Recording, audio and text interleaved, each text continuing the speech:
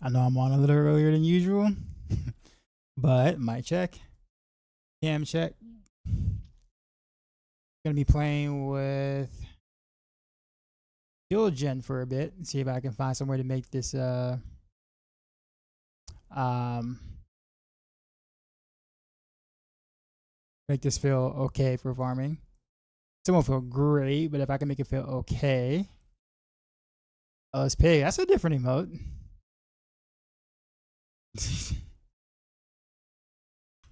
What up, pig?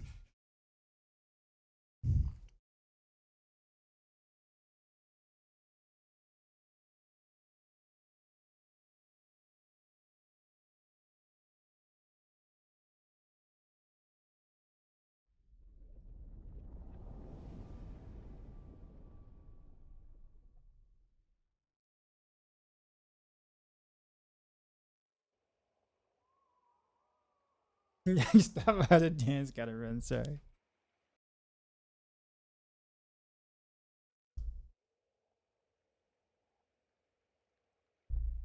Oof. Should probably spend my Paragon points.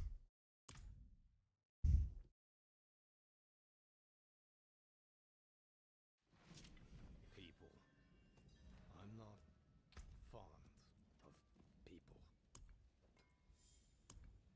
Actually, I guess where would I want to spend them at?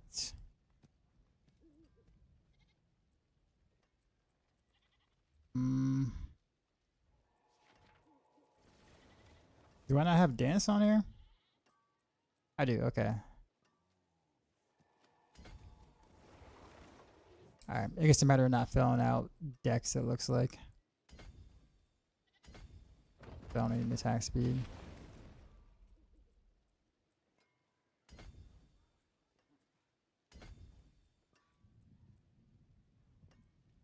Yeah, I guess I'm at the point where all that stuff is really to min max and also make the random rails thing. I finally got like I got a Waterhook helm, but it's not really the slot I really want that in because I really want to wear my air perdition, but I might just have to roll with what I've been given.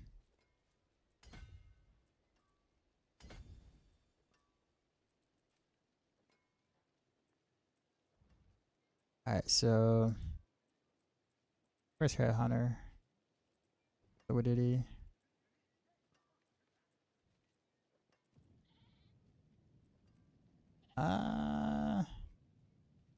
Devious.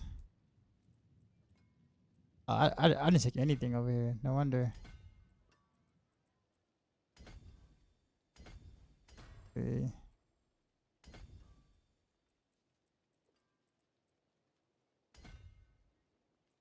And then the rest is just decks, it looks like. Yeah. That's it. That's really not worth taking. Word. BM. What's going on, sir?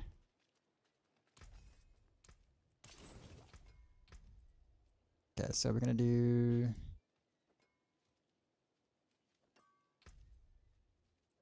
Yeah, that's really it. I guess we'll try to do some farmer content with it and see how this feels.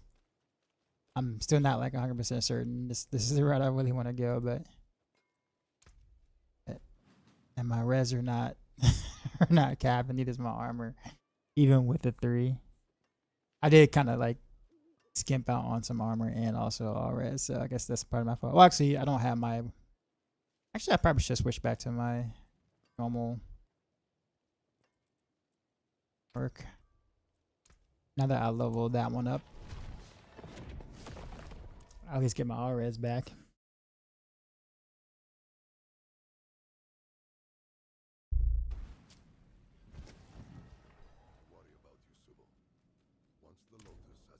There we go. Actually, let me finish up with horror, right?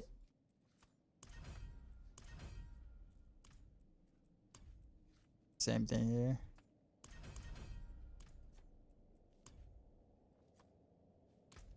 Care about your skills. Higher. So when are we getting a mercenary reward? Real talk. Macro by a boy raided my stream with Yo, 106 Darkside. viewers. We just got raided, son. Macro. You know how we do. Drop my new beat for these new viewers.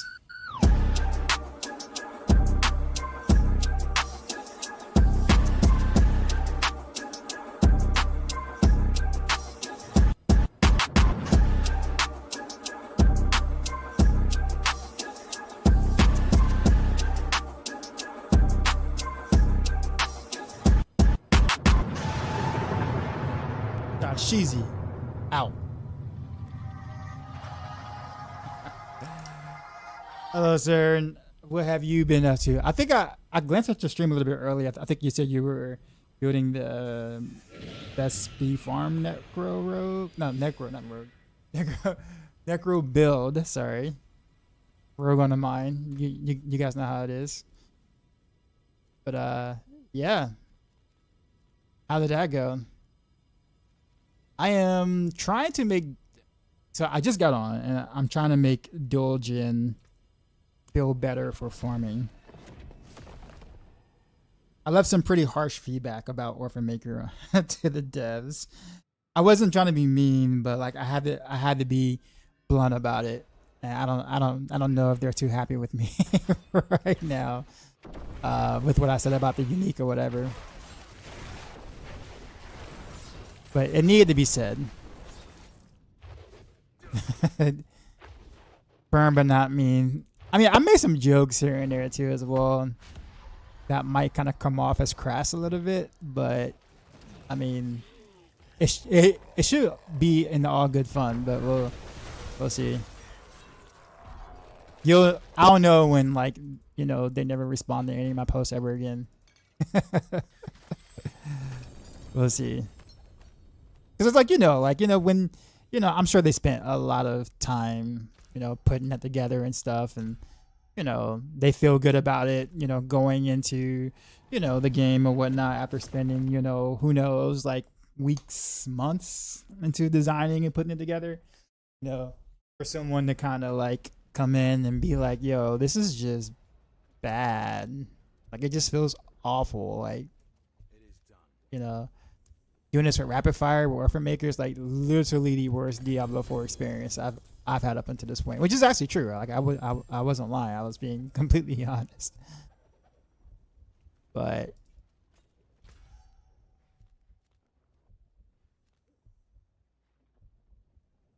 boy, this one comes back often. This rap battle, for whatever strange reason, always like comes back on my playlist often for whatever reason it is. I do have it on shuffle, but like.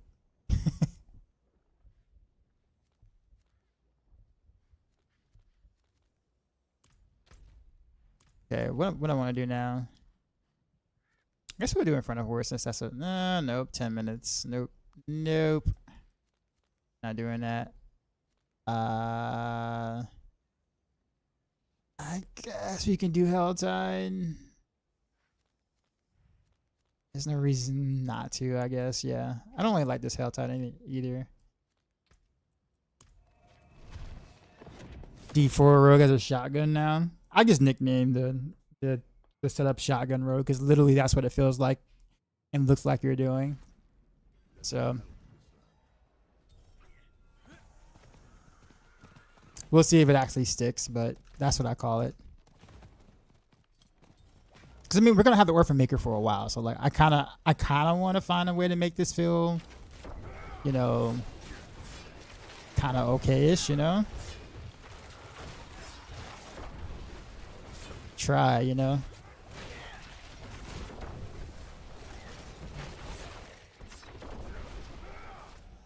Okay.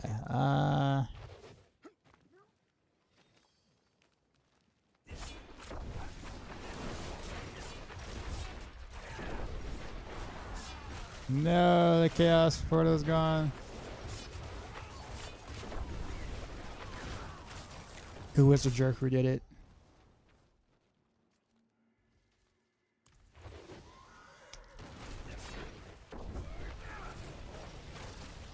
Oh.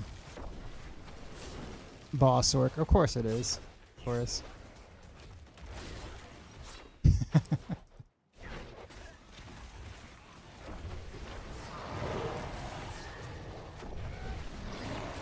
will say keeping up my barrier is really challenging with this versus playing regularly.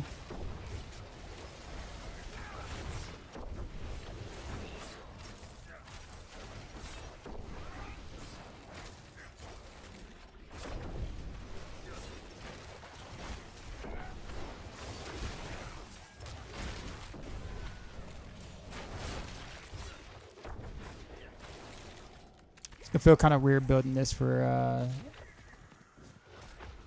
differently when the chaos armors are gone.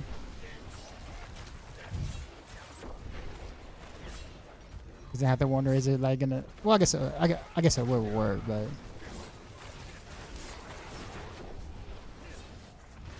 not having Pangorgers and Shadows of Grass is gonna be rough.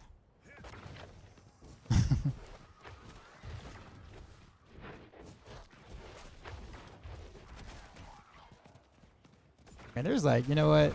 Screw this. Seems like people are in this hell tide, so I don't like this hell tide anyway. So we're gonna do something different.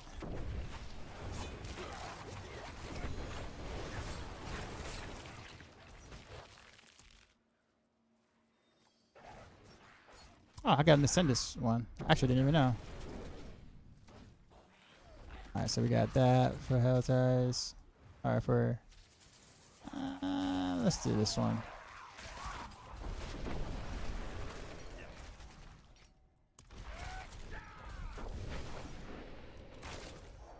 Whoopsies.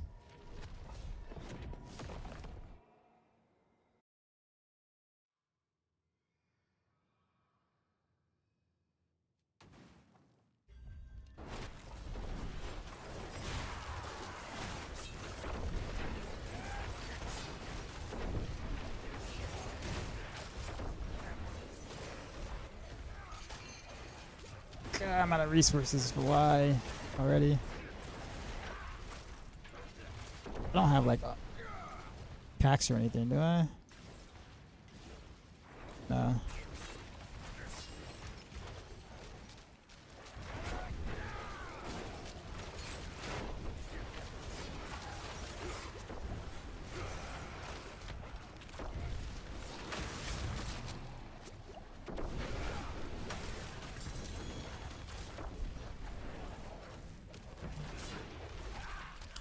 Oh, I miss any risks over here? I doubt it. Nope. Anything over here? Oh, strong room. It's sad that they were so useful last season, like one of the best things to do last season, and they feel like they have no purpose this season.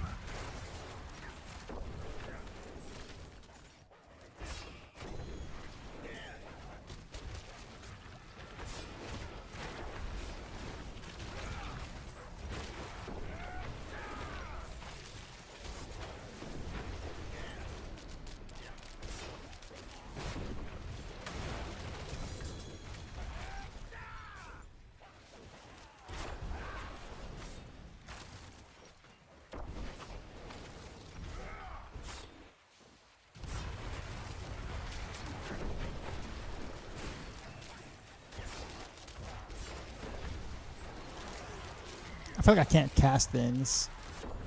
Why am I so low resource? I guess I'm really not getting my whatchamacallit back. My primary resource restore. I'm killing them so fast. But if that's the case, then I feel like I have to run like Starless Skies or something instead. But if I do that, I'm gonna be able to get my barrier up. Or keep my barrier up, I guess.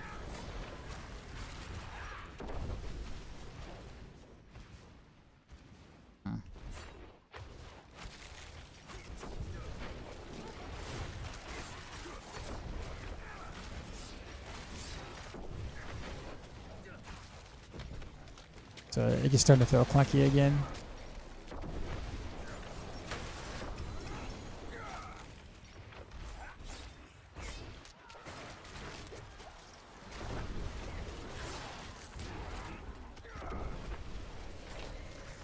are hell ties the best way to gear?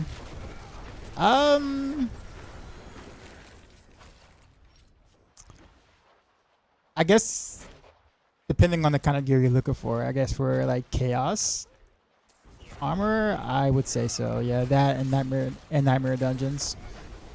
But I think hell ties is probably better for most people. But like if you really have the speed, like of like you have like a crazy amount of speed, then nightmare dungeons might be a smidge better.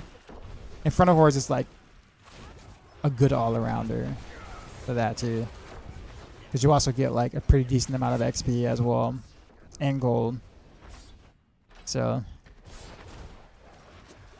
yeah, I'm so running out of resource. I'm gonna have to figure this out, but I don't want to have to go starless. Either that or take off crown, but I can't really take off crown quite yet without putting something else in there that I may want.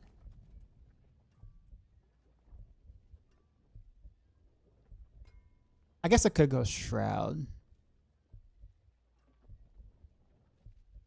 Or just trying to do starless.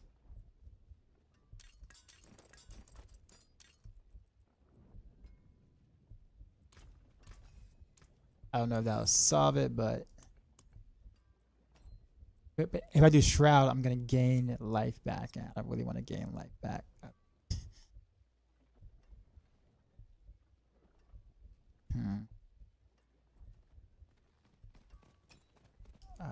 Let's roll with this.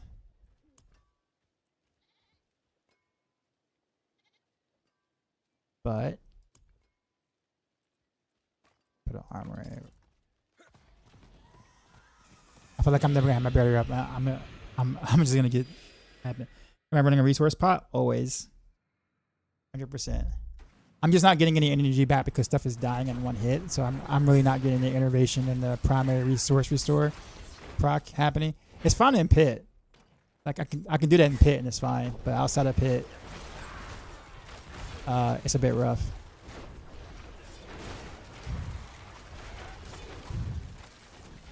Also, maybe I want to switch these two. Since I always shoot with Force or Arrow first, when I really could be shooting Heart Seeker first. Get the ricochet for the resource, maybe. I don't know. By the way, did you ever build your render barrels this season? I see you playing like Death Trap. I finally found me a Word of Hakan Chaos armor like 2 days ago. It took me like about a week to get one.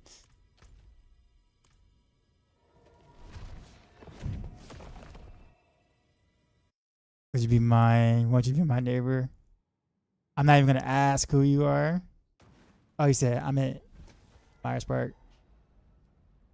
I see. And play trumpet. Okay. Okay. That narrows it down to almost a dozen people, maybe.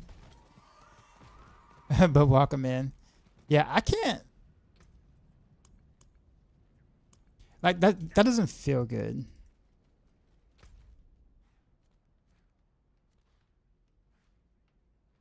Alright. Let me just do a Infernal Hordes instead.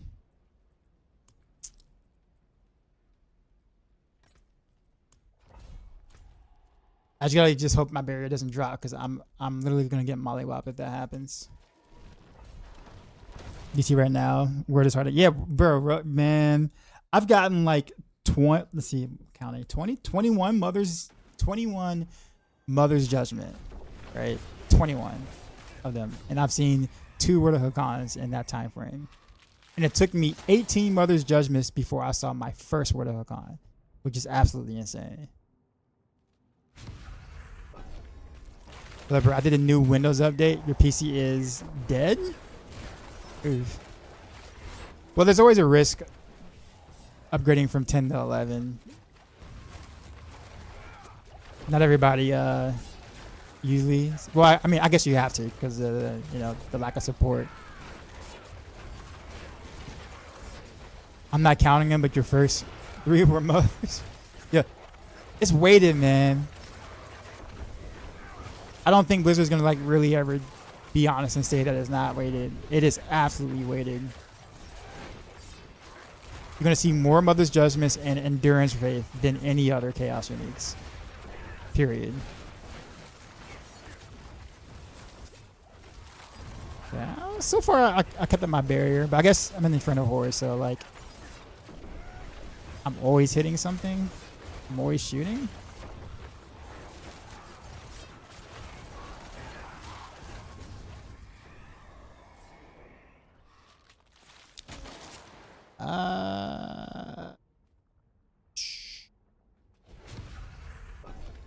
E-Hump. What's going on? So, a few of y'all are here now. There's a anonymous trumpet guy. I don't believe him. I don't believe he plays trumpet. He's gonna have to prove it to me. There are quite a few uniques that are never using this, but yep, pretty much. Yep, they all kind of like need reworks or whatnot.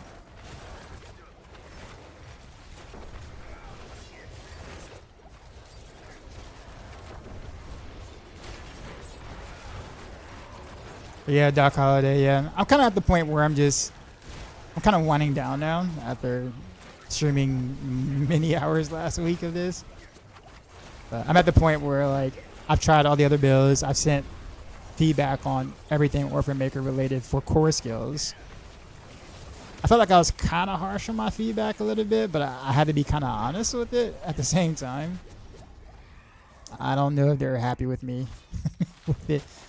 Because like, you know, like they spend time. Like they spend a lot of time like, you know, creating these things and whatnot. And like if I was in their shoes and like you had this dude, you know, come in and like, you know, crap all over the, you know, the hard work you put in for like 5 or 6 months trying to design something, right? You might feel a certain kind of way. I hope I wasn't mean, but I was pretty direct.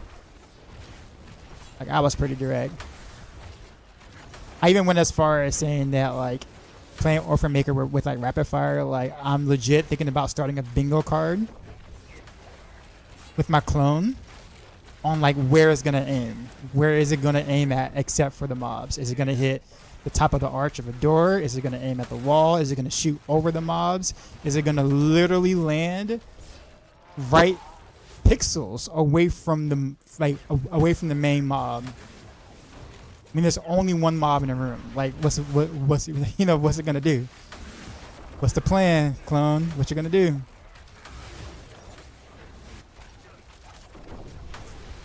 It's just like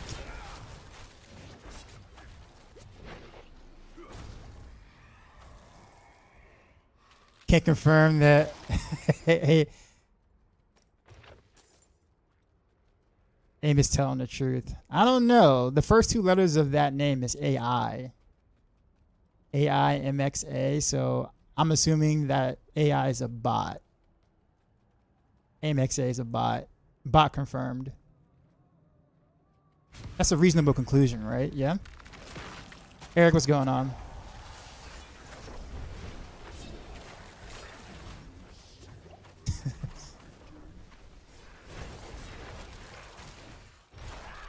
So far, my Cinder count, not Cinder, my Aether count is actually pretty good.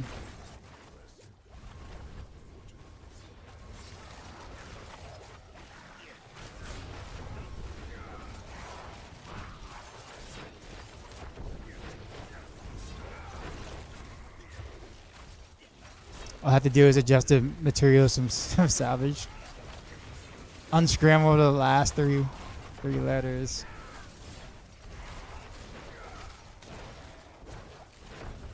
I see. Got it.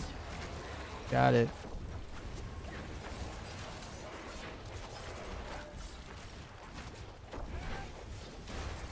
Took me a bit.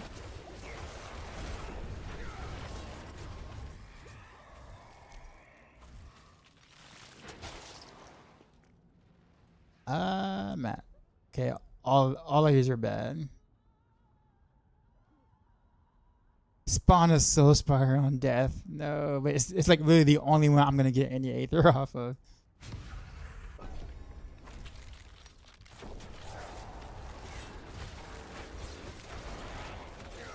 But yeah, Doc. Yeah, whenever I can get Word of Khan in any slot other than the helm, I'll really put it together. Also, I'm missing Fist of Fate too. I got one Fist of Fate and it's also on the helm. And I really want to wear my Air Perdition because it has movement speed on it, right? And I have like no movement speed elsewhere, but like the game is like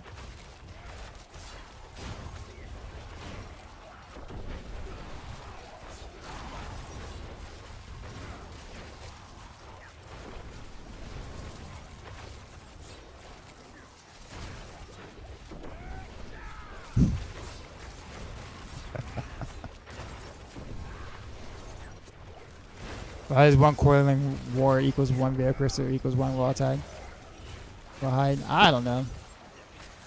I'm actually really not hurting on mass right now, but I haven't really been mass working that much. I haven't decided on like a main spec yet, so like I'm kind of like halfway putting together each one with like, you know, just hitting the first master work and then sending it from there, not really caring where it hits after that. But once I like settle down, we're going, okay, this is the one I'm gonna play, and then I'll like seriously master work. But until then, even my Heartseeker spec is like not like fully vested.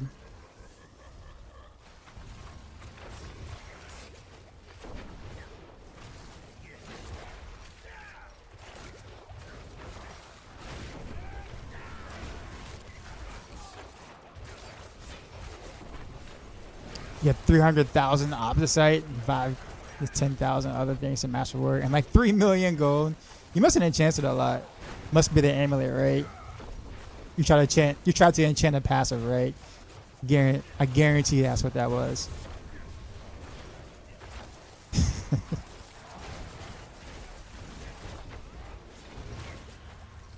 Yeah. The rest of the stream. All right. Well, I will see you tomorrow.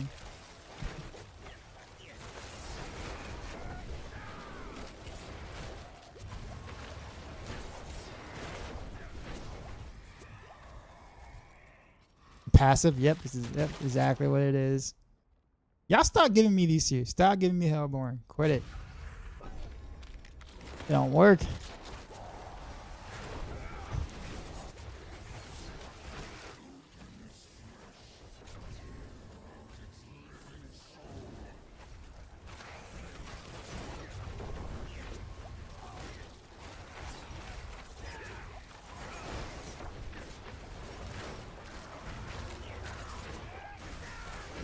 Shimmy long.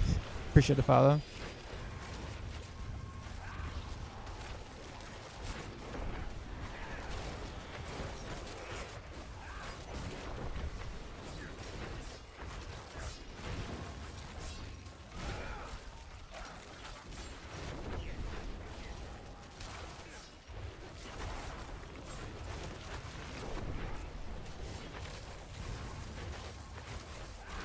Veil Crystals ran out. Spent hours farming just to continue master working.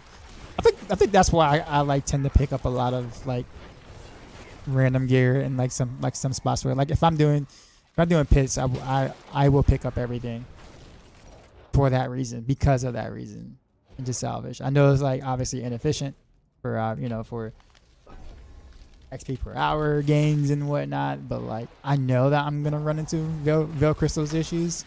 So I just go ahead and bite the bullet and salvage everything. I don't do that for all content, but for that, since the gear is like right there on the ground for me to pick up everything, it's like I might as well do it. Same thing with like bossing. I'll pick up everything.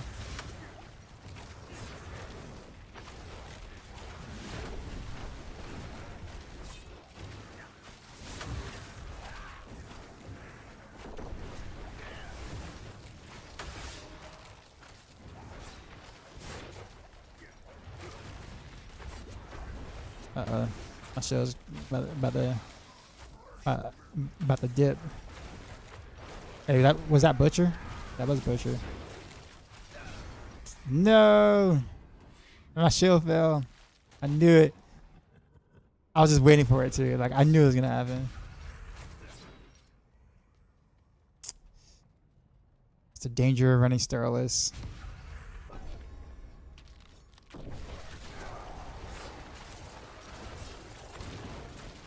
I've farmed 20k Forgotten Souls, 50k build crystals over the last few days. Nothing but Legion events. Excited to finally catch up on work and jump into pit pushing. What are you gonna push with now? Since we got multiple setups that you gonna go DT, or you gonna finish up with do our secret thingy, or you gonna continue with flurry, or what you gonna do?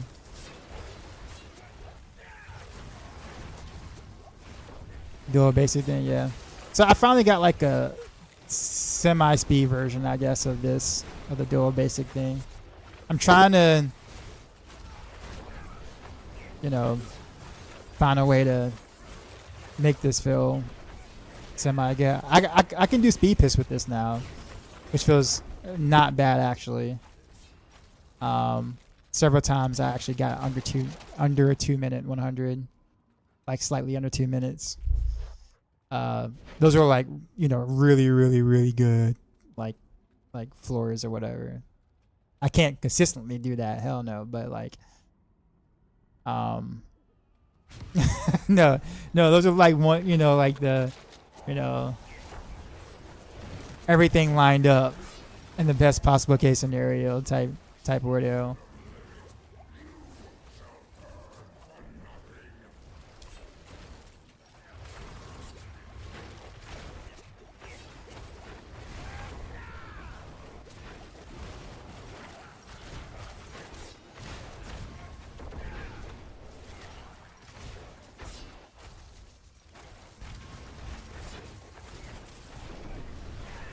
What's up, man? Is this practice mode or hardcore? Practice mode. What's practice mode? Is that supposed to be a dig at softcore? Is that what that is? DJ Chrono was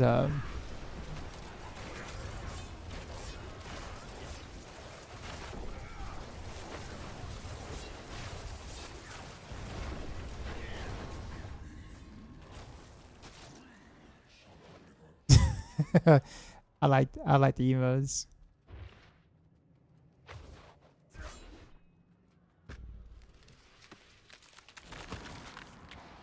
I quit season 10. I quit season 6 after 1 week and didn't play season 7 at all. I ran a raw hide and couldn't farm efficiently enough to make it worth your time.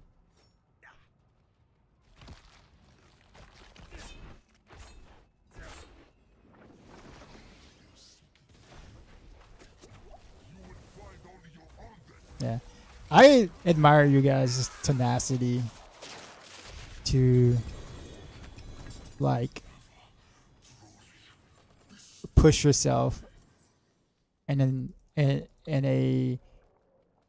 push yourself for a game type and gameplay that is just objectively awful, like absolutely like awful. And you guys put in the hours to do it anyway. Like, kudos to y'all for like trying to find something to do in this game with the stuff that you find.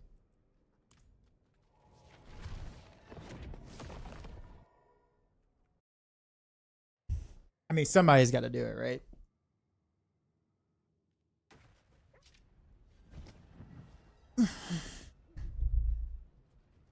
I try to name your character sucks to suck, but it wouldn't allow. Really? It wouldn't allow it? No?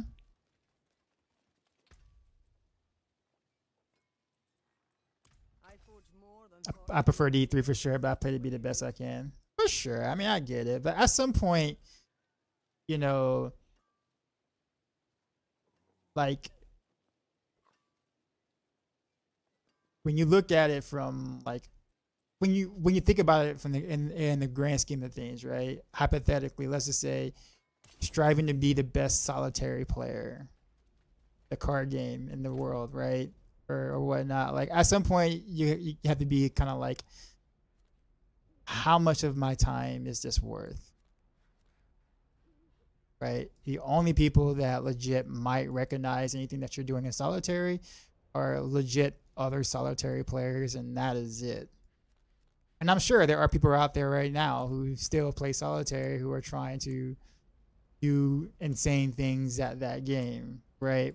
But in the grand scheme of things, with the amount of hours you spend in it, when you look back at it, do you go, man, that was time well spent? I really enjoyed the journey. Or do you go, man, that was frustrating. I wish I didn't do that. That was horrid. And I think the last part of it, it's the last thing I have to kind of think about. I think for me, when I did it for Diablo 3, I really didn't push. I really wasn't much of a pusher before I started doing content. Like, pushing in D3 created content for me to do. And that gave me more motivation to do it because people liked watching me do it. I think if it wasn't for streaming, I don't know if I would have done it nearly as often, but I had a reason to. So even if no one else cared outside of Diablo 3 that, you know, rift pushing was a thing, and nobody in the competitive world respects action RPG competitive scenes or whatever, there was at least a reason to do it. I feel like here, like,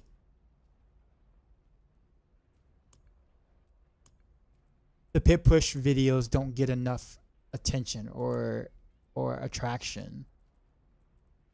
In fact, they get less, like, they get less attention than, yeah, well, pretty much almost any D4 video. I mean, build guys are gonna always get the most attention, but you would expect people doing things at the top of pits or whatever to be a little bit more interested or excited or watching more of it.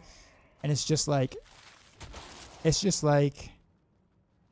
don't know, like you'll see Makuna for sure, because Makuna has like built his entire base around it, right? He's like one person, but most people who push at the top of pit or whatever, like most of them like have a hard time hitting like, you know, maybe 2,000 or 3,000 views or something like that. Especially if they're an unknown name. Like if there's a known name or whatever, then it's a little bit more exciting. I think people will click on it because they know the name. Like Mippy's a household name. Matthias is kind of, you know, like a household name. Boiler is getting to be like that household name for stuff like that, right? Like if Rax did it, he'll probably get quite a few videos because he's a household name, right? But generally speaking, people don't tune in for that kind of content to watch the content. They tune in to watch the person that they like do, you know, see the content and be like, congrats, bro.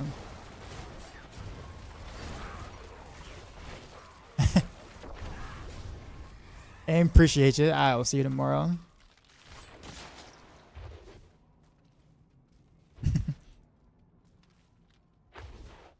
I have 30K views on some picture visual in the recent, or like towards like couple of seasons ago.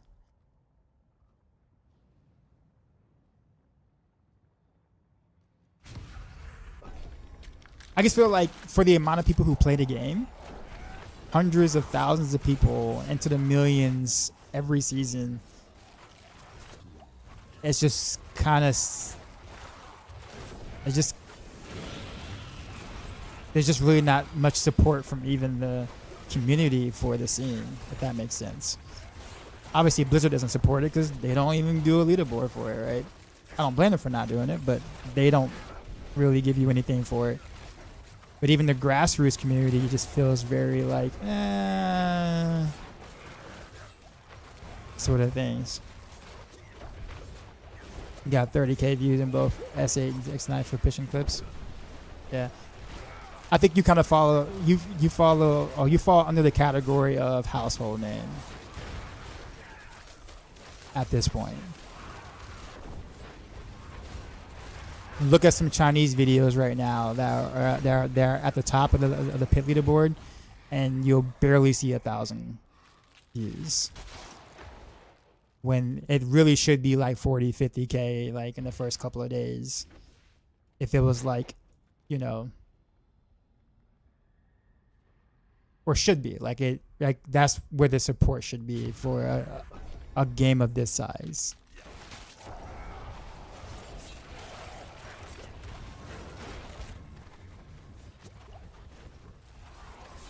I'm also basing it off of like the views I used to get on Diablo 3 when I did the rank 1 pushes or like that. Yellow, appreciate the follow.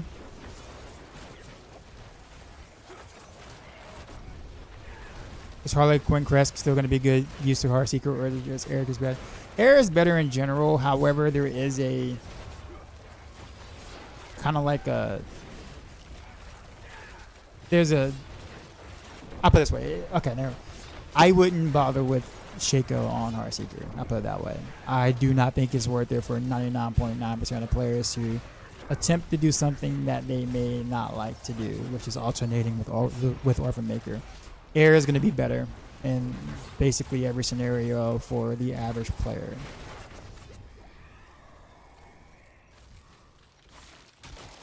I'm having a blast to get your first Shaco and Shroud to drop yesterday. Nice. Oh, yo, that emote. That emote.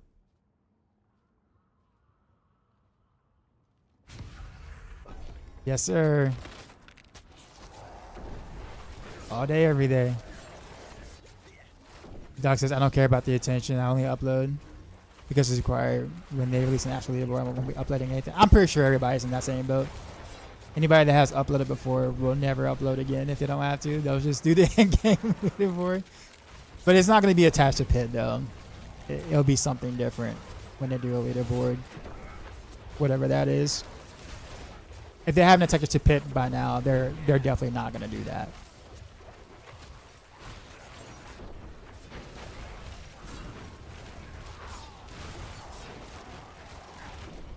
But I don't know. I guess I feel like my expectations are a little high for any sort of competitions in like action RPGs. Like I would want to ban the use of all macros, like no macroing or num locking or whatever like that. You get caught doing that for leaderboard stuff, ban, instant ban. You purchase any of your gear with real money, ban.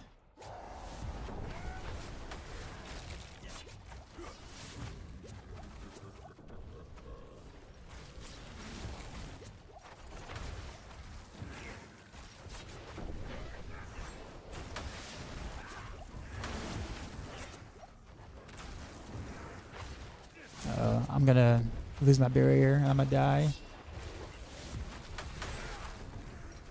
I think I was having this conversation earlier. Not like a conversation earlier, but I think someone was talking about like macros and stuff like that. And someone responded like 98% of the clears on Eltides.com is people using macros. I'm like, yeah, well. I don't know. As long as they're not bragging about their clear, I guess it's fine. But the moment you start bragging about your clear, but you don't push all the buttons yourself, it just seems kind of moot.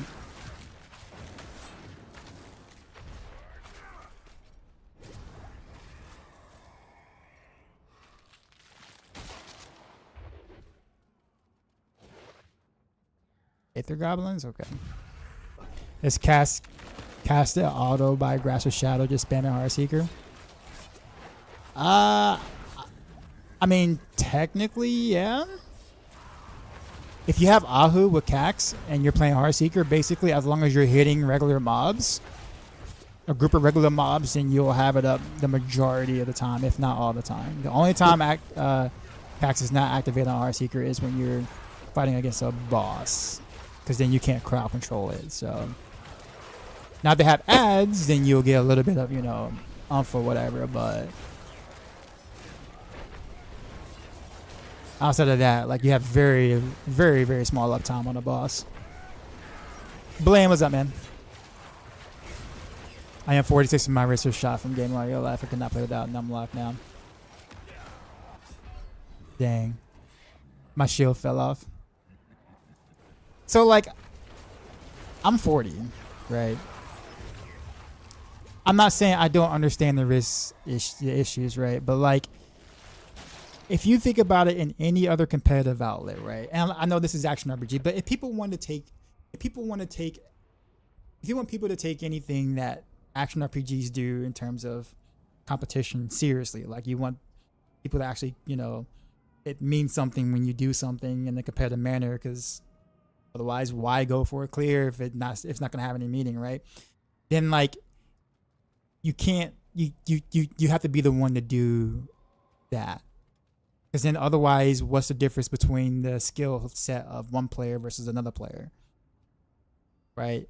Like if anything is automated, like by the way, if you look at any other competitive scene out there, if you mention the word automated or macros, you're banned or it doesn't exist, right? Like, you don't have auto aim for FPSs, right? Like, yeah, sure, you get a little older and it's like, man, my eyes can't follow as quickly as they once was, but using auto aim doesn't really help. I mean, it helps obviously, but it's like, is that really fair? You know what I'm saying? Like, and if you do, should it count? Like, I get what you're saying. I'm not saying that like, hand issues aren't really a thing, because I mean they are, right? But it's like if we're going to say, hey, I'm clearly better than this person because I ranked higher than this person, but but people are using macros, then can we really say that? Then at that point, does the rank actually matter? Does the clear actually really matter if we didn't do it ourselves? Because if you think about it in any other game, we would say no, it wouldn't matter.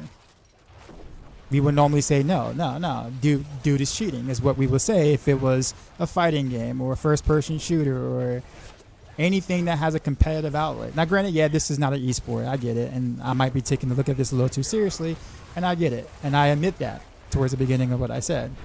But it's like when I see people put other people down, and this, like, yeah, when I see people put other people down because they have a higher clear,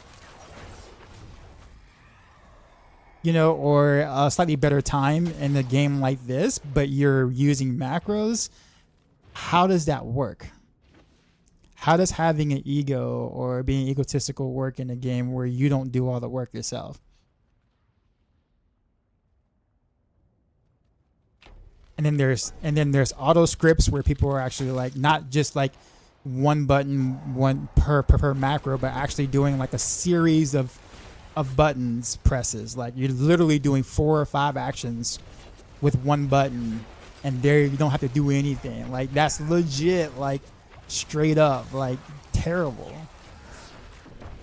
You know what I mean? Like how is it that one person could push one button and like and the build plays itself completely with an auto script and it'd be fine? You know what I'm saying? Like, I mean, sure, I'm not judging anyone. I don't go and say, all those clears are, meritless with that. But I do have a thought when people kind of come in. Not you guys, obviously. Like, you guys aren't doing it. Or, anyone that I know that visits my stream. But there are people who have this, view of themselves because they use the auto script and they watch paint dry and they found the boss they like and got a good clear with Korean gear. And it's just like, bro, you honestly didn't really do much.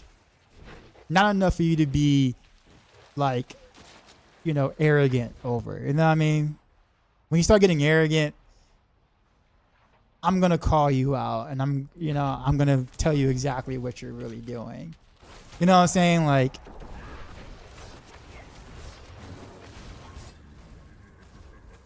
and I think that's kind of where I'm at with it.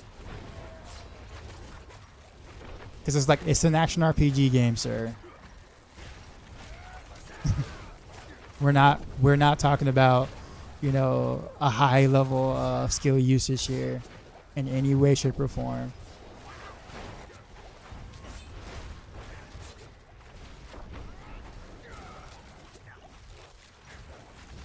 I wished it was. Don't get me wrong. I totally, like, you remember, Doc. You remember back in the day, UE multi-shot and stuff like that. Like that, I mean, you watch someone who's good at that, like for an action RPG, you know, not necessarily for other games or like that, but for an action RPG, that was actually kind of like fun to watch someone good, you know, manage UE multi-shot. Like, it's almost like a work of art for an action RPG. It's like, yo, that is kind of cool. Jay Woody Joe is saying that multi-shot. I'm gonna tell you something, and I'm not gonna. This is years ago. I remember when this is before before I even like started doing content creation or stream, and I barely even knew who Woody Joe was at the time. But I remember when I was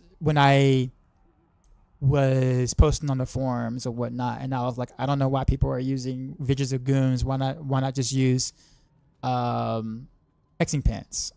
Like, why use Vidges of Goons? You're not really getting touched anyway. Like, if you're solo stepping like well enough, you practically go untouched most of the run.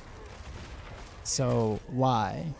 And I remember, Woody, I think people saw me do it, and then they went back to Woody and they said, oh, I saw this other guy named Doxat doing, hexing pants. He's like, is it really worth it? And Woody's like, no, hell no, because you lose 50% DR. And this is before he started doing hardcore, so he wasn't doing hardcore yet. So he totally could have did hexing pants at the time, but he eventually warmed up to the idea of hexing pants. When we did get a little bit more DR, like from other places, that he warmed up to the idea of hexing pants. But like, there was only like three of us or four of us that was like actively running that with hexing pants and not having the 50% DR. Like, even Northward wouldn't do it. But only a few of us, kept up the micro for the entirety of the run to run hexing pants or whatever. But it was always a joy watching that, though, for sure.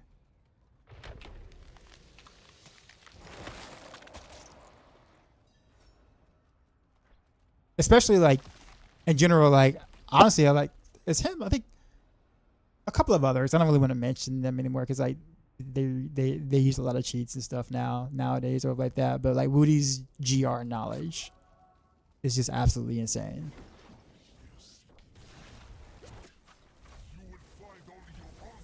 Oftentimes I try things or try scenarios that I really shouldn't, because I just get tired of, after opening the 40th GR or whatever and it was bad, I'm like, screw it, we're gonna try this mediocre map or whatever like that.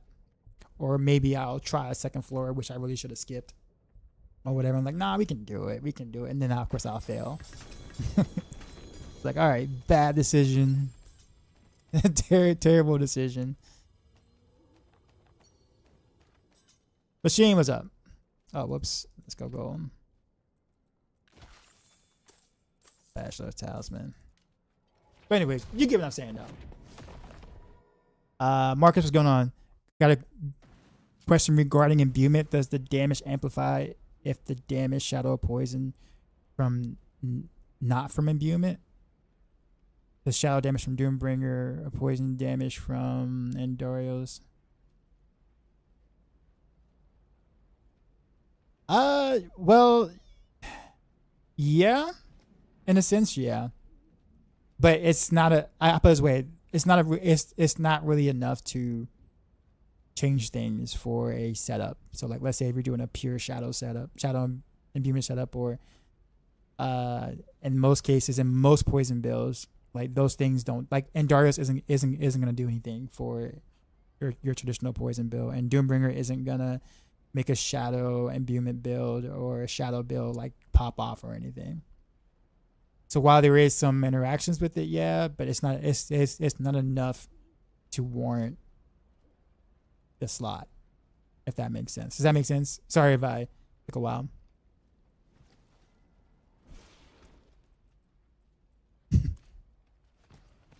The T is like, if everyone uses macro, it equals it's fair. I guess it's current state of things. Well, I guess in that case though, if that was going to be the case, then Blizzard should supply the macro and allow them to be downloadable from their site, so everyone has the same macro. Like these are the ones you're able to use, because if some people have macros and some have auto scripts, then it's no longer a fair competition anymore. But Blizzard doesn't provide a leaderboard. True. Well, then in that case, then we'll get Helltide to do that then. Get Helltide.com to provide very specific macros that everyone are allowed to use if you want it to be a fair, like an even playing field. I'll put it that way. There are some scripts, and it happened in Diablo 3. For those who know, if you know, you know. It happened in Diablo 3 where there were some auto scripts that you could not get unless you know somebody who knows. It was the ultimate black market auto scripts. You had to pay good money for it. You had to pay good money for those auto scripts. They were not common, and they were undetectable. And yeah, I mean, there was a whole market for that, and you had to be in the know. It's like being like the elite of the elite in like real life, in a sense, right? It's like, you know, like billionaires only talking to billionaires, but will only give advice to other billionaires type, like insider info. Like it was like that. It also explained why they were. Well, actually, no, that's not. Wasn't the only reason. But yeah, I mean, there was some like legit, just like, well, not legit, obviously, but like, you know what I'm trying to say.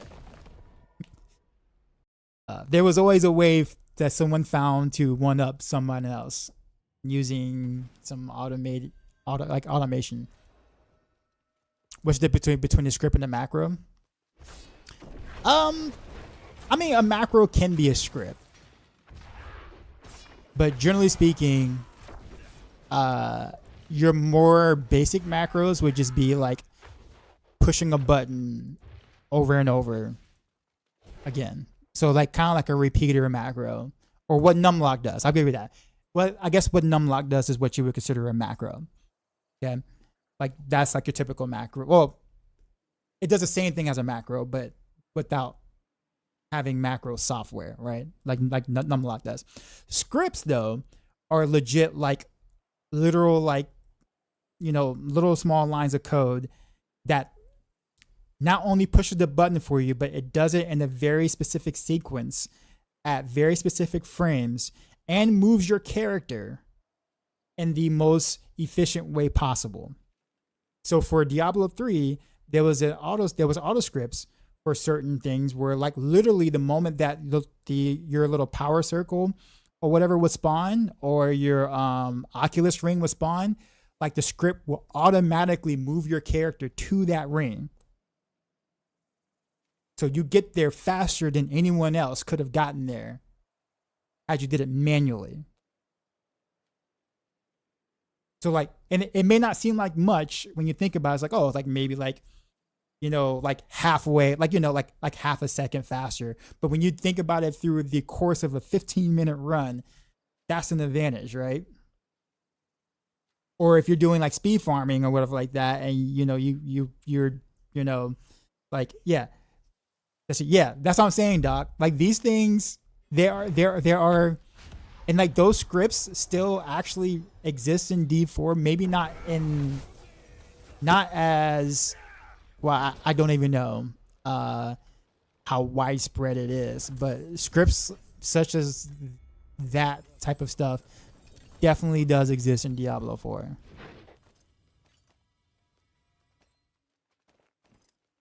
Now, granted, Diablo 4 is not nearly as difficult. I'm saying it's difficult. Diablo 4 is not as...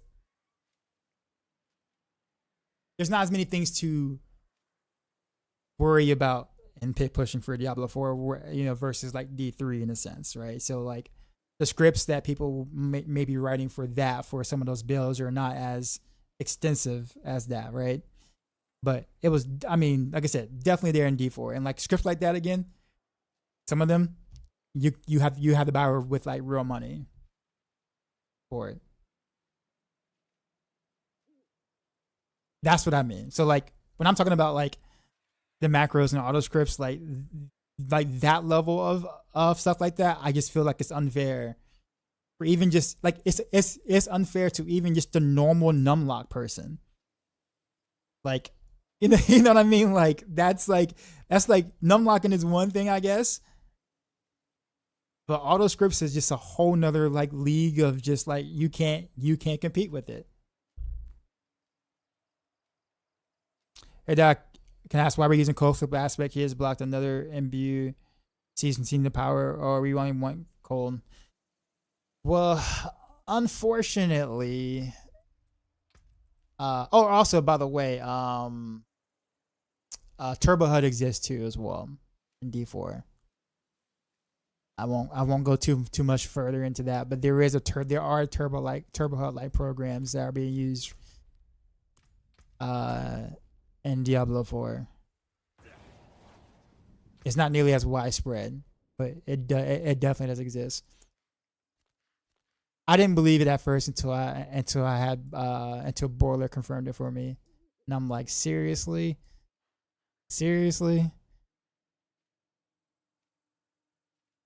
But yeah, Dark Side. So Potato. Decoy, what's up? Potato. Hey. Yeah. So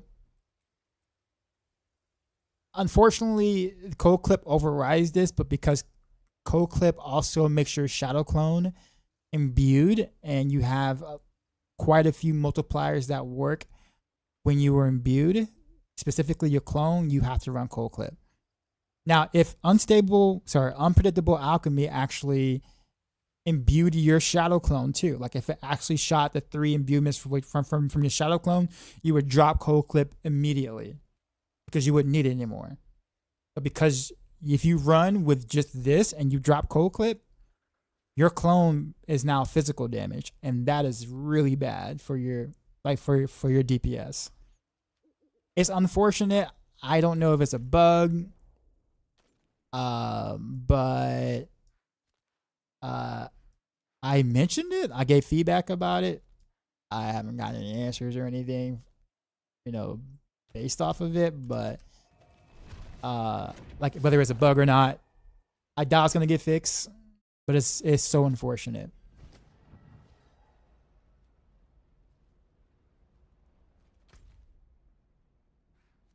I don't know what else way to do. I guess more in front of hordes. I don't really care for the hell tide over here either. Actually, you know what? How much time I got here? 32 minutes. I'm so lazy. I didn't even get the or I finished the stronghold over here. You know what? We'll see what we got for chaos. Clover.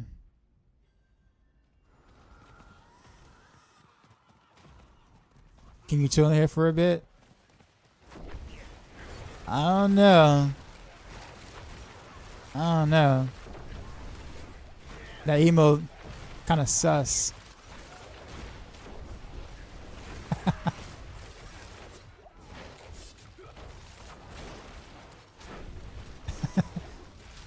Okay, that's a cooler emote. You're in. You're totally in now.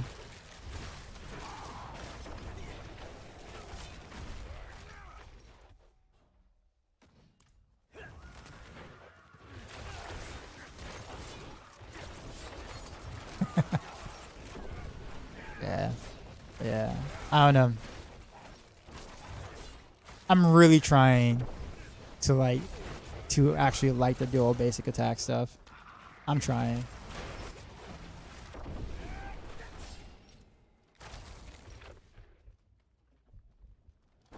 You know what? Actually, no. We'll finish. How's my day? Not too bad, honestly. I'm still on the semi-farming grind here for other gear so I can do other stuffs. I did finish up all my Orphan Maker core skill stuff, like the Barrage and Rapid Fire stuff. It's horrid, like horrific. Don't do it. if you enjoy whatever sanity you, you may have, do not do either one of those.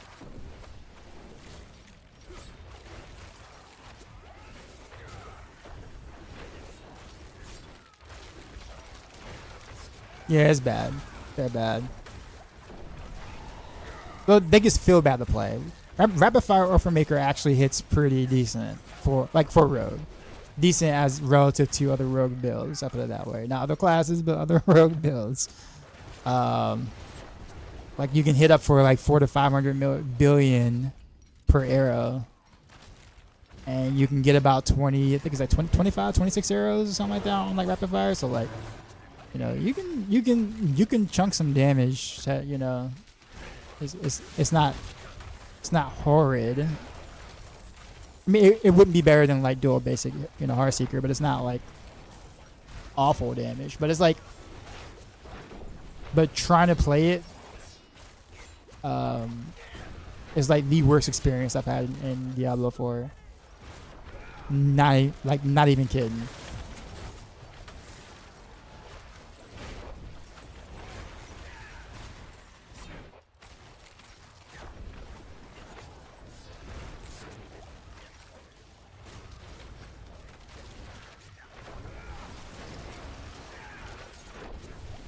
Because they turbo husk, use your smell like cheese. The sad part about it is that there was actually so many good things, so many good like quality of life stuff that was in Turbo HUD.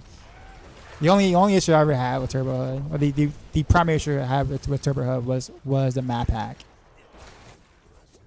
Like that, and also I guess, you know, knowing where pylons spawn is like a huge like, you know, a huge benefit, because it allows you to make better choices, which better choices means less time wasted, etc., etc. But everything else about Turbo HUD was actually something that really should have been a game to begin with, to be honest. Maybe not everything, but most of the stuff.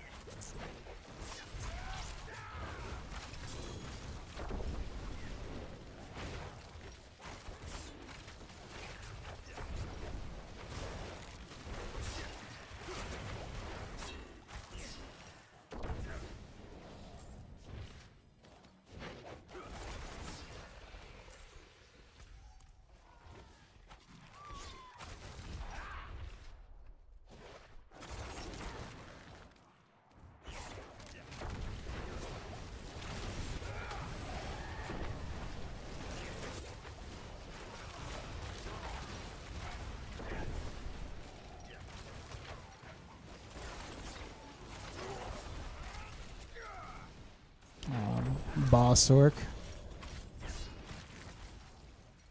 I guess I'll get this one thing and then get out. I'll make my way over there slowly.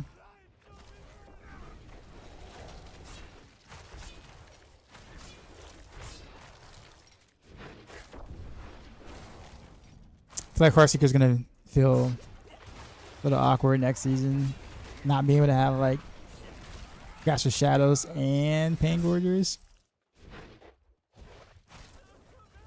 Because like Grasp of Shadows is huge, but Pain Gorgers is huger.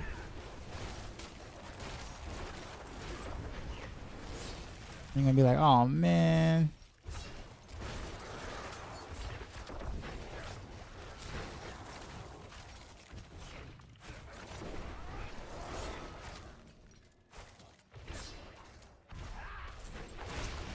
Oh, that must have been a gold goblin or something.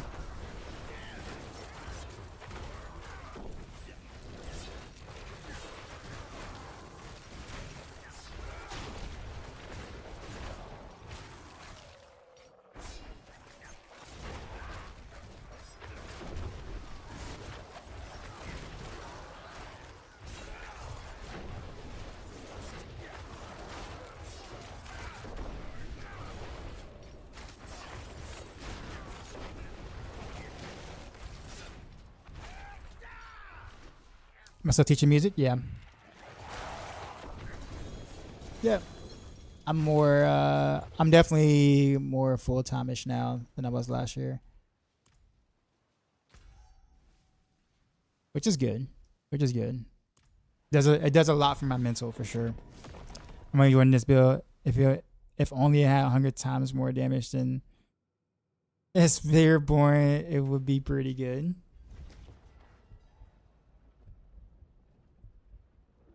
I mean, it has the damage to do everything you would want to do. Super easy glyph leveling. Destroy T4 bosses, those kind of things. I mean, the only difference will be the pit number next to the clear, I guess, right? Like let's say for a regular heart seeker, you're looking at maybe 109, 110, that like the sweatiest try hardest type or sword push or whatever, and then like maybe roughly 115 for the dual basic, right? But then like if you gave the build, more damage for it to do a 130, it would play and feel the exact same, just the number changes, right? So like if someone was to if you was to close your eyes, right, and let's just say that they just removed the pit number and then the devs just gave you a random pit and you clear, you wouldn't know what pit you cleared, right? And it's like, oh, this feels great, I'm doing so and so, and then the moment that the dev says, oh, that was a 45, and it's like, oh, well, now I feel bad. Right? But if you didn't know, then was it really bad? You know what I'm saying? So like let's just say like, let's say it took you 12 minutes to clear, and you're thinking, oh, like, this must be a high pit. This must be like a 140 because it's taking like 12, 13 minutes to clear. And then to come to find out, it was like a pit 12, right? All of a sudden, your perception is different, but the gameplay was the exact same. You had no idea. The only way you know that you're in a certain pit is if the number tells you that you're at that number, right? I guess that's also kind of a gripe I have with Pit. Because legit, what I just said, like the gameplay doesn't change, but the number does. So if I was to do like I don't know, 100, but I do like a 70, right? The health changes, yeah. Does the XP change? Very little. It is pointless to go above an 80, honestly, if you can do like 100s in like 1 minute or something, then it's like worth. But like outside of that, honestly, it's the most efficient to do 80s in 1 minute. Anything higher than that, and it takes you longer than a minute, is like not efficient for XP. Why is it like that? I don't know, but I think that's really extreme. I know they didn't want to put the XP gain efficiency out of the range of like casuals or whatever, like like casual players, and not making them feel like they have to do higher pit just to be able to get good XP, which is why I'm assuming that the XP gain is so small per pit here. At the same time, though, if you are just wanting to do XP, you have no reason to go above an 80, really. Catch another possibly stupid question. Why is your Shroud at 4 and 5? Are you simply short on points, or is some other plan for not making it 5? I don't really have any more points left, pretty much. It's kind of really it. It doesn't need to be 5. In fact, you don't even need to put the points there anyway, like if you don't want to. I guess it just to make sure you have more damage reduction. But like you don't have to max out any like skill or any skill or passive that isn't dealing damage.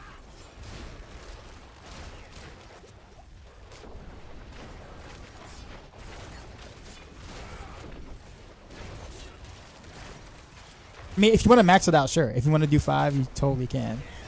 You just got to pull a point somewhere from somewhere else though to do it. If it's worth it for you.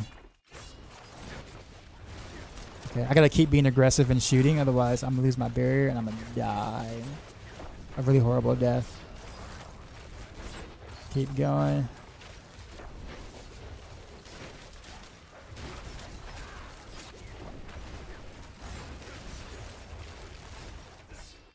Aw, no enemies to hit. Also glyph levels. Well, yeah, I mean, the glyph levels are better doing them at the higher tiers for sure.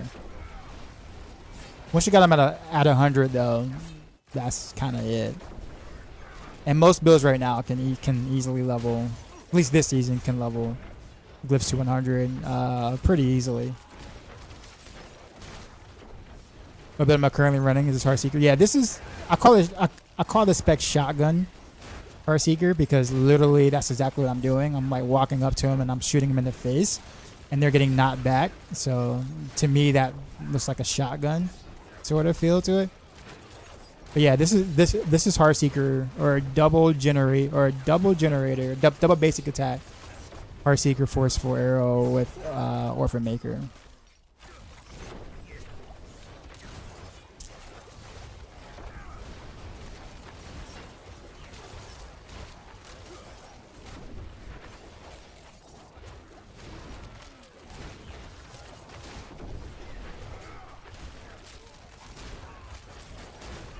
I feel like I'm missing something.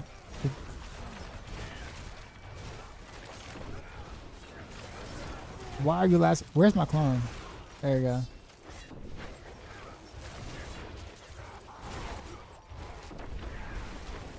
There we go. That's what I'm talking about.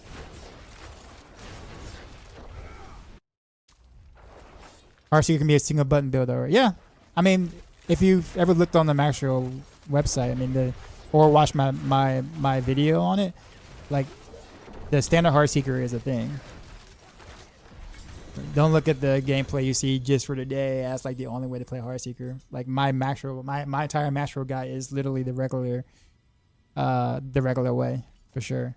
I'm just doing a dual basic just to do something a little different and try to find a way to make the dual basic more fluid or whatever. Like I want to try every possible thing I can to make this feel a little better. The dual basic.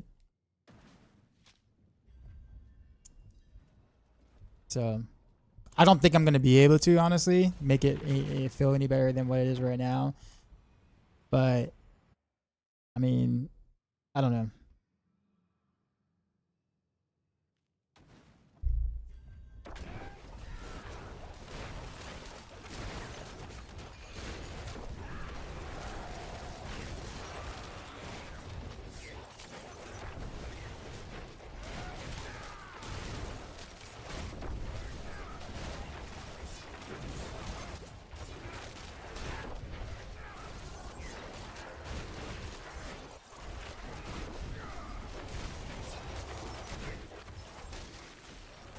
Ah.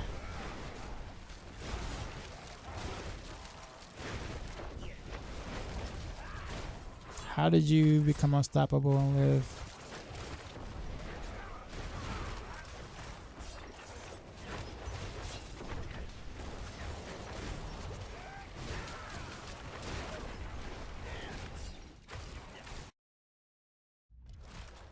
Yeah, my barrier is down.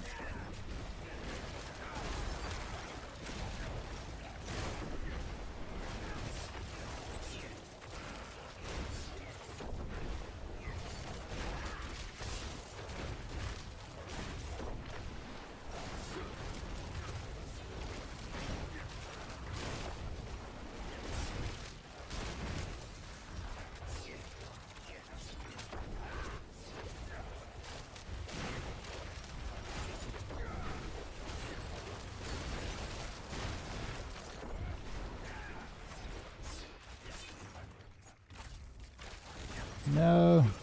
Barrier.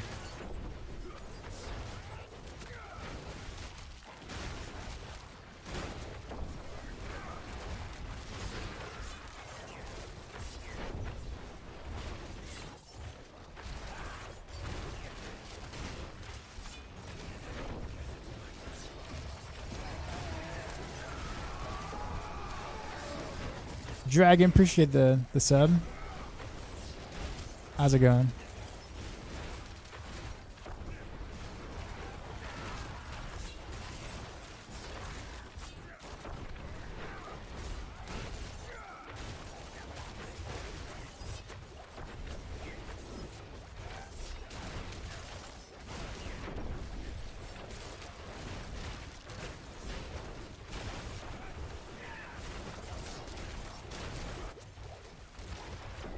Epic rap battles of history.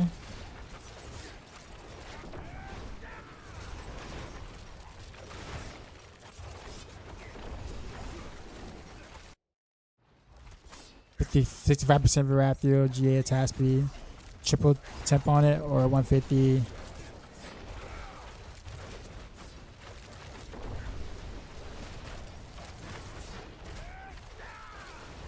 What's triple trimp?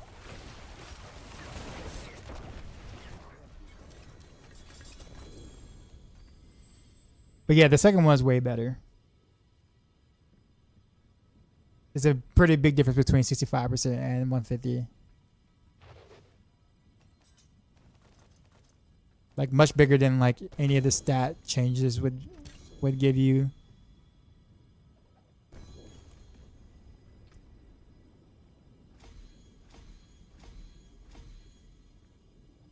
I love that line.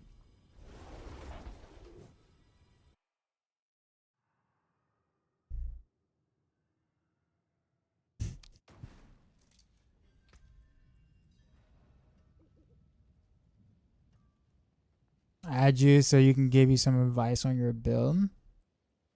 What are you playing?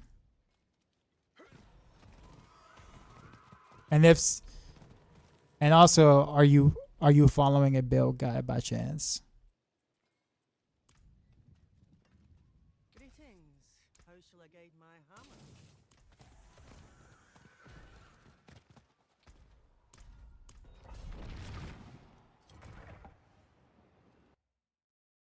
Or if I'm making something other than pants or chest. Like I said, this setup is. I'm trying to get used to it. Like I'm really trying my hardest. Yeah, the numbers are pretty, I guess. I'm not even using Fist of Fate right now because I don't have it on like the right slot. So the numbers would be prettier with Fist of Fate, but I also feel like I don't really attack fast enough to really make Fist of Fate like feel good. Because the range is so big that like if you get like a bad roll on the first 2 or 3 hits or your attacks, because you don't attack often, it just feels like it takes you forever to kill something. So the consistency of Fist of Fate when you're attacking this low can be quite annoying. You said SA? What's SA? Sorry.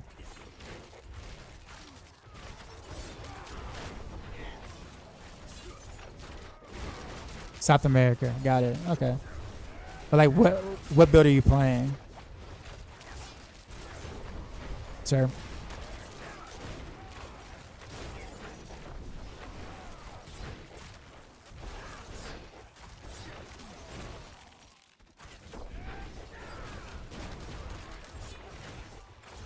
My times feel kind of awful right now. I'm also spending way too much time on trash.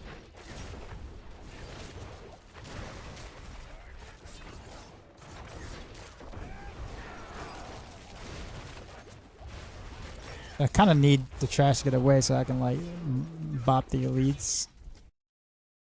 Your build, but with some changes. Okay. Are you following a guide or anything, or?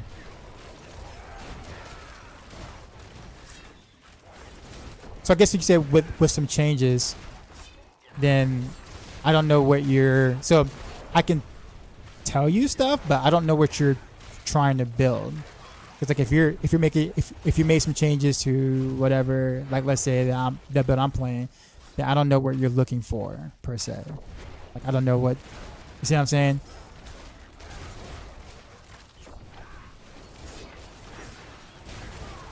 So if like, let's say you're saying, okay, well, I want to try to get it as good as the guy suggests or something. Okay, well then that's one thing. But if you made some changes and you have like a kind of like a different play style or like that, then I don't know what to tell you that you can do better, because then your build might be a bit different.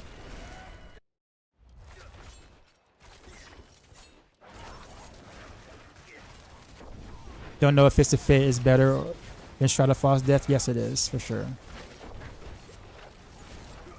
It absolutely is.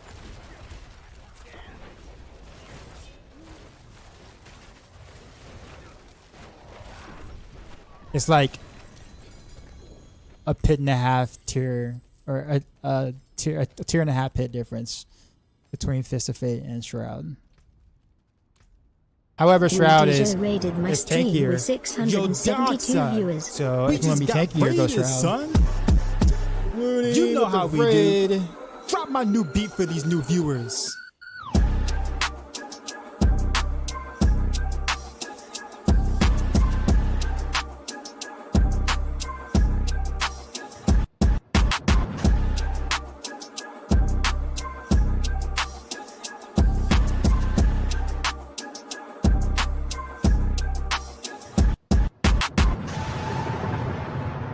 Sheezy out.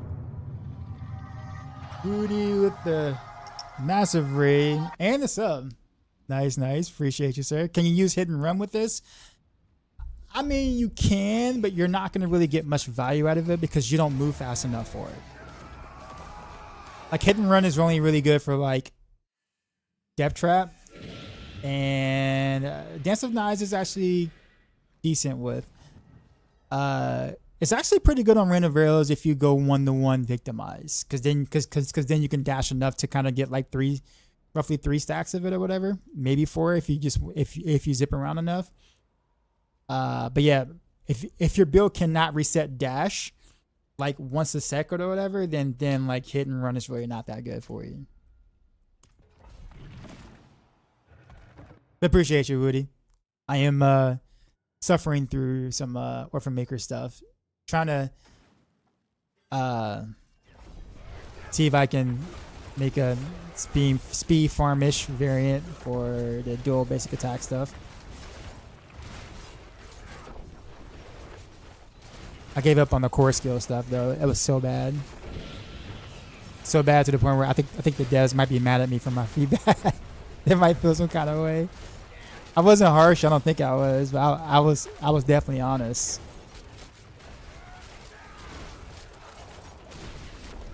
You can do pit 100 regular Heartseeker, right? Yes, you can.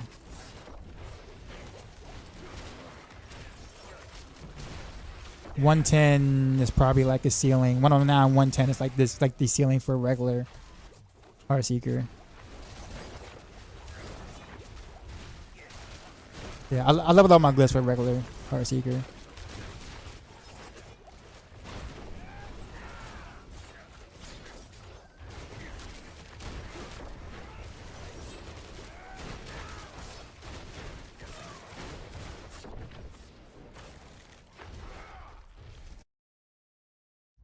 Uncle Elias, appreciate the follow.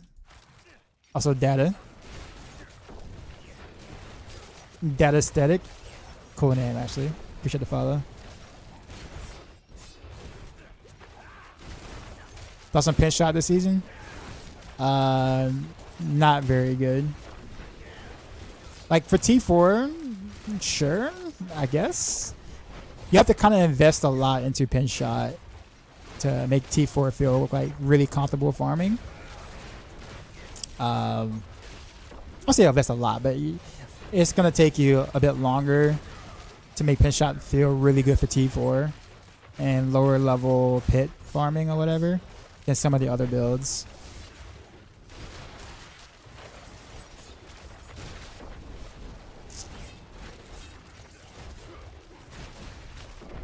Barrage is in that same boat.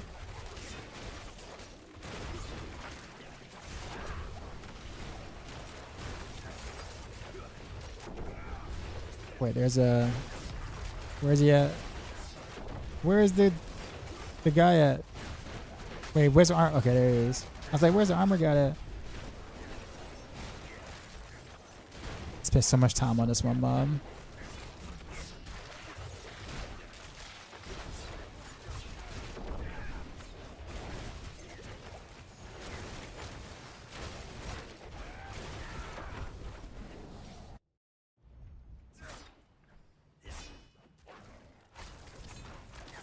It was okay, way more all over the place than the one big hit back in the day. Yeah, well, it's just a lot of the core skills on Rogue kind of really needs help. I think Flurry's really the only one that's doing well in terms of core skills are concerned. Ironically enough, versus how it was back in the day. But yeah, Rogue core skills are kind of hurting.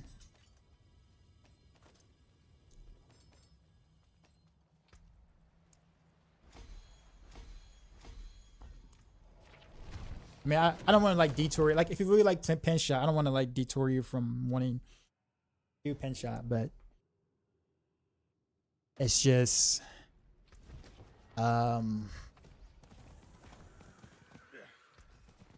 need some help. I'll put it that way.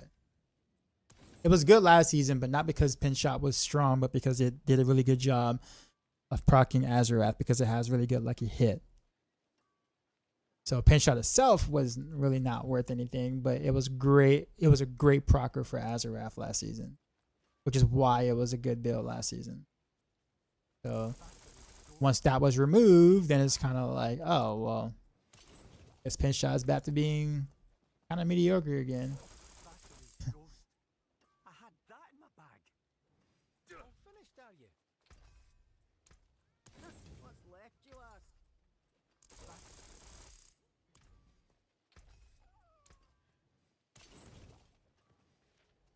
So yeah, now sorry, I don't see lucky hit on piece of gear the last time we need a lot of it now. Well, it depends on how long ago you haven't played. A lot of the rogue key passives has undergone pretty big changes the past couple of seasons. So if you haven't played in like 3 or 4 seasons, yeah, but then that's why, yeah. Yeah, Victimize is definitely different than what it was.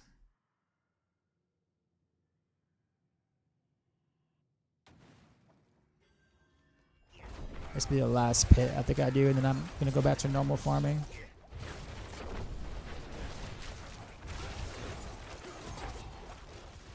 Actually, I want to do it with Fist of Fit. Actually, I forgot to change out the gear piece. Guess I'll do it after this.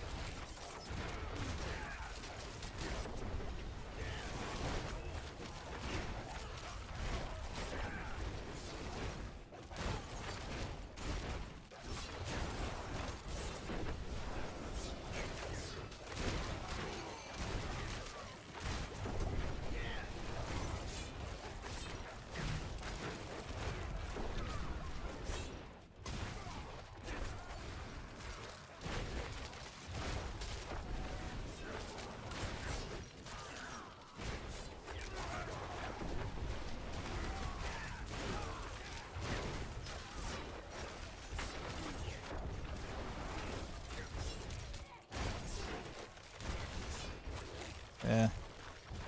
Yeah, Furry looks good this season. Yeah. Furry can also, like, Furry's the only one core skill that can, like, make use of Power Siphon as well in the setup, which gives Flurry, like, a, you know, like a 4-pit tier advantage over the other core skills that can't use it, which is partially the reason why we see Flurry, you know, up there right now. Or hanging with some of their, like, you know, big, like better specs right now. If that didn't exist, I don't know if we would see any like Flurry players outside of like the loyalists, like, you know, Peach and them or whatever.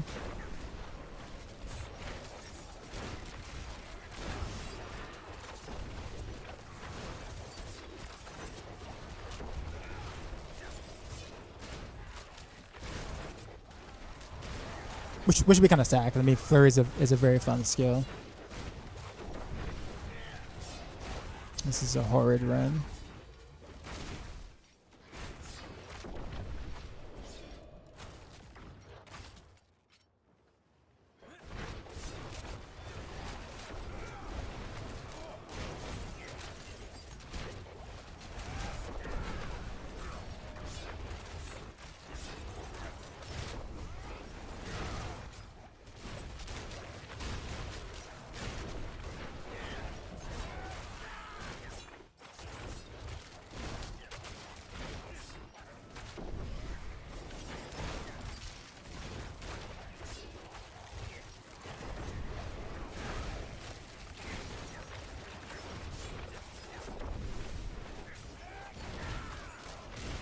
play Flurry and TB on launch.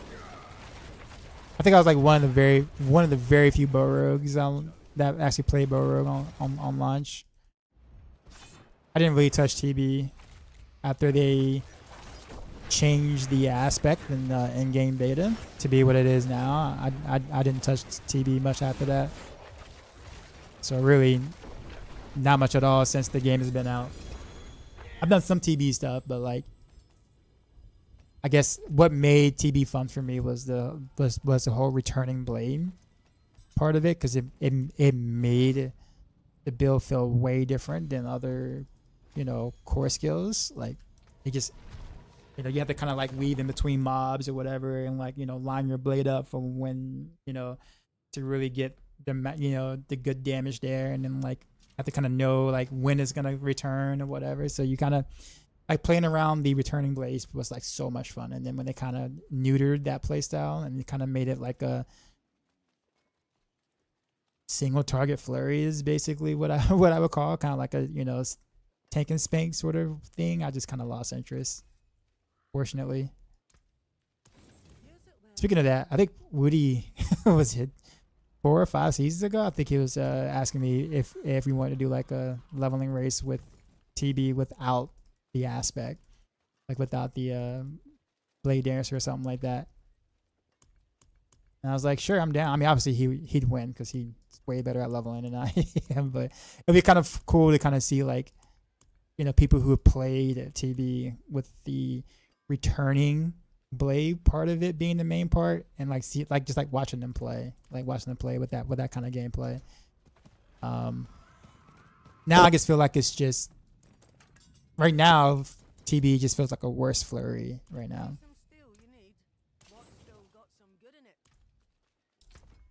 And so it's like I feel like it kind of lost its identity. Even if it was good, like let's say if it was like Rogue's best build, I probably still wouldn't play it. Not probably, I still wouldn't play it because it just doesn't have the same appeal anymore.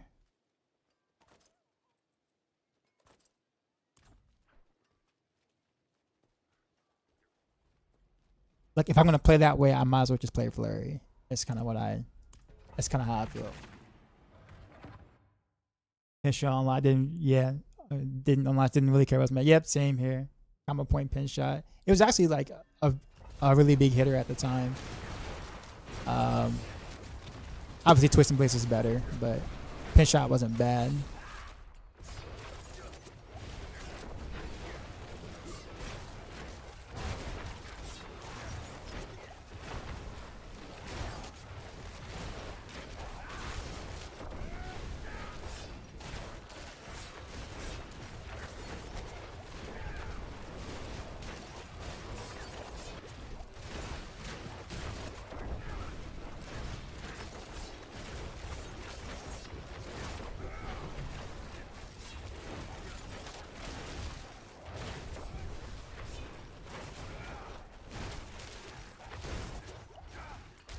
But yeah, in my opinion though, I do think that like that would never come back. Blizzard would never bring that playstyle back. They obviously moved away from it because they probably thought people didn't want to have to work that hard to deal damage, which fair, understood. But I do think that like, given the fact that like when you look at Twisting Blades visually, right? Like think about the one things that we struggle with on Rogue in general, right? And a chunk of that is like single target damage. We're pretty awful at single target damage, right? Rapid Fire used to be good at single target damage, but it's pretty awful at it now. It's kind of crazy to me. But it's like, given the fact that you're literally impaling an enemy with both of your daggers or swords or whatever you're using, like I really feel like in order to give TB some sort of like identity, it really should be a single target like machine. Like it should be obviously considerably better single target than anything else on Rogue, except for maybe Rapid Fire when they bring that back at some point. But yeah, it should be really good at single target, and it's not. And I don't know why, given the fact that it has such small AoE.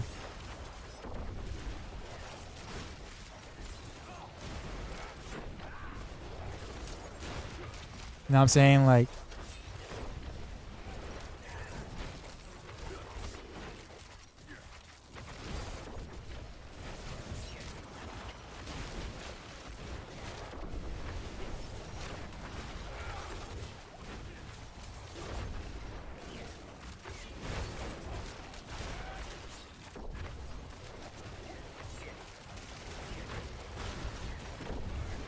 Do you mean TB as a single target? I mean, like, it needs to be, like, obviously better. Like, as in, like, no contest better. Given the fact that it has crappy AoE. I mean, at the moment, though, like, would you consider TB being better single target than any of the top builds we have right now, though? Like, would you put it in front of Death Trap? Or would you put it in front of Heartseeker for a single target at the moment? Like, if you had to go kill Belial, what skill would you bring to the fight in the current moment? And you're not wrong. The Shadow Clone bug thing is also an issue. I just think that just in general, like, the damage should be considerably higher. It shouldn't even be like a no contest. It needs to be different than Flurry. It needs to have a different identity than what Flurry has.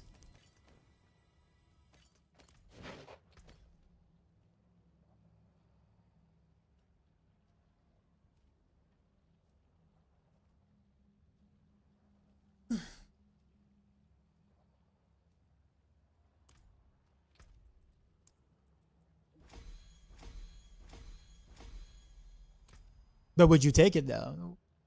If you had to bring any, if your life depended on, I put it this way, if your life and family depended on how fast you can kill Belial right now, what skill would you take into battle?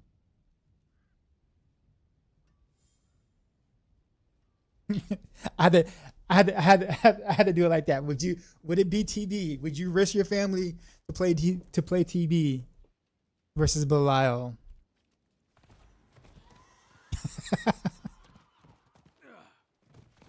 Currently.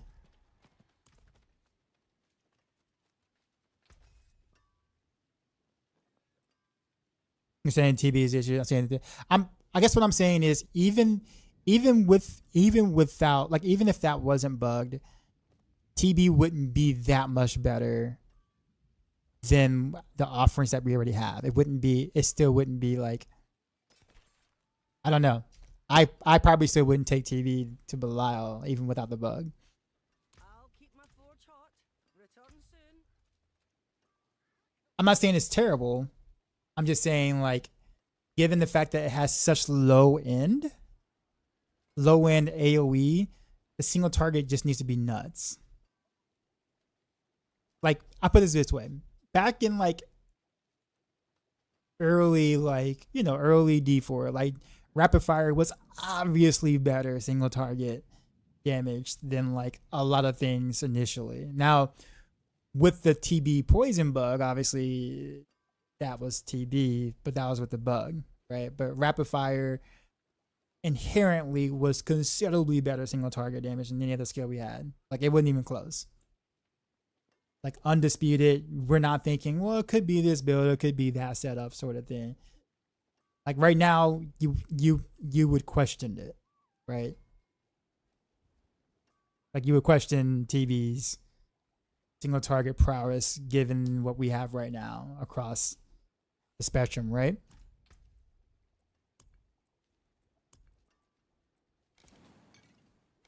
Now, of course, Rapid Fire single target right now is pretty balls. But it was amazing back then. How's Running Rails going? I haven't built it yet.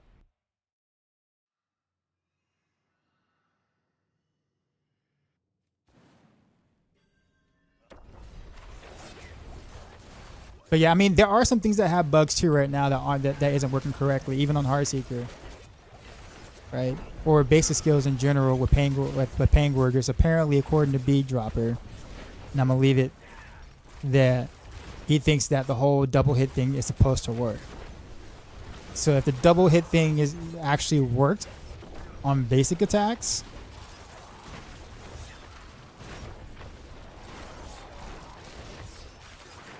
like,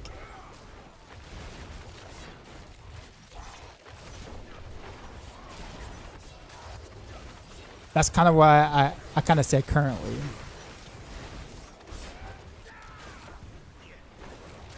But nah, I do think overall that TB needs some oomph in that department. We don't have a obvious single target like shredder sort of thing where you're just so disgusted, you know, you're so disgustedly amazed by it that you're just like, damn, type single target, right? You got it. I mean, we got it for AOE, right? Like DT for AOE is like that. Like we look at his AOE and you're like, dang, right?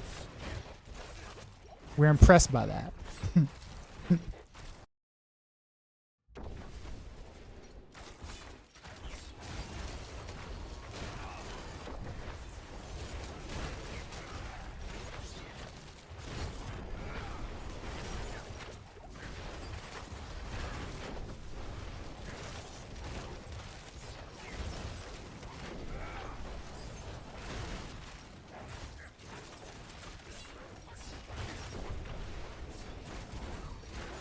Any skill that overpowers? Well, yeah.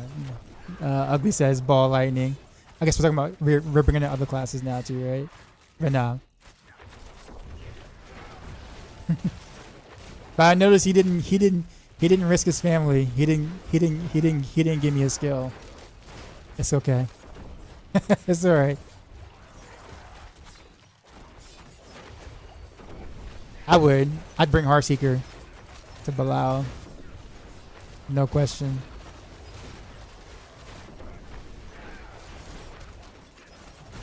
Yeah, I think my wife would be pretty safe. Or I'm pretty confident in saying she'd be alright.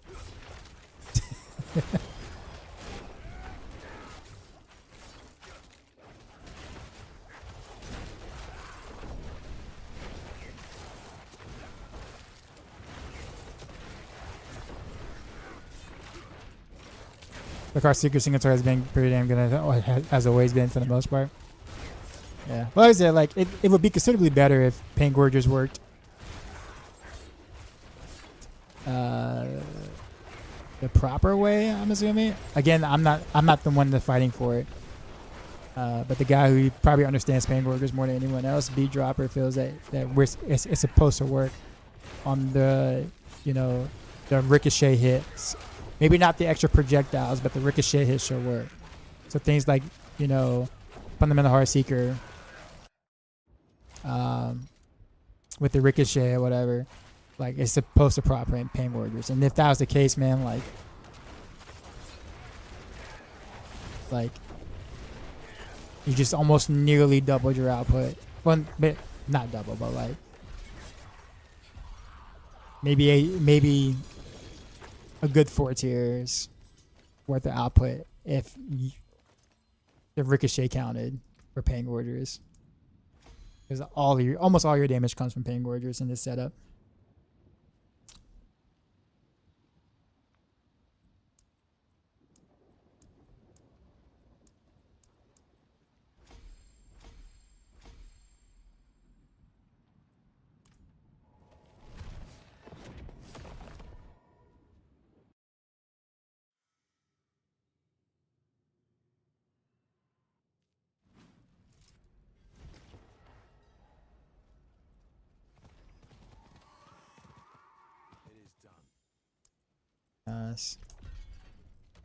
I don't really like the Fist of Fate on the helm. I feel like it's so inconsistent. I'll pop him one hit, or like I'll deal like, I don't say peanuts damage or like that, because it's definitely not that, but like the roll, because the roll is so wide and I attack so slow that it makes getting a bad roll on Fist of Fate when like rolling the damage like really bad, because you don't attack enough to kind of get the RNG to be more in your favor, right? So like this, like I feel like the slower you attack, the more the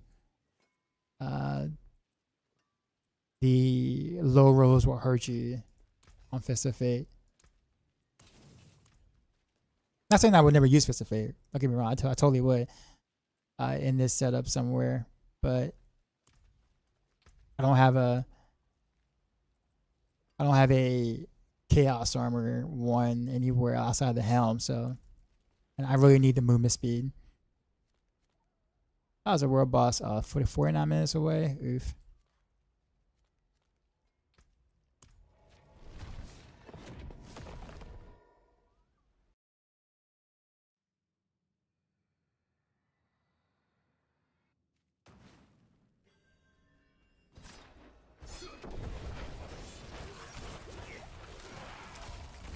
Malefic. Is it Malefico? Yeah. I don't have that command on YouTube. Sorry, sir.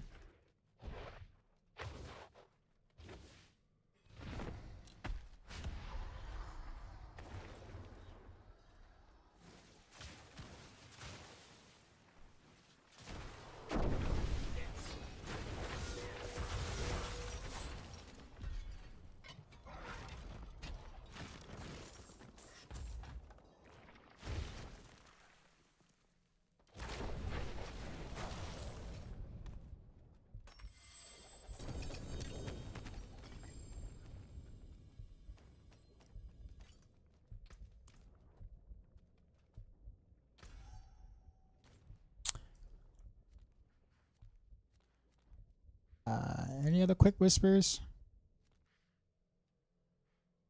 No. Well, other than. Actually, let's do Infernal Hordes. Actually, I kind of like Kajastan's Helltide. How long has it been up? Yeah, I don't have the timer. Oh, there it is. No, it's not. Yeah, where's the timer? Or it's just fake tide. Fake tide user doesn't have the timer. Bruh.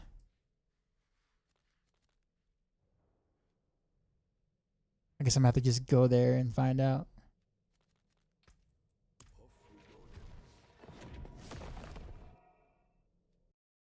How exactly does resource generation work on this?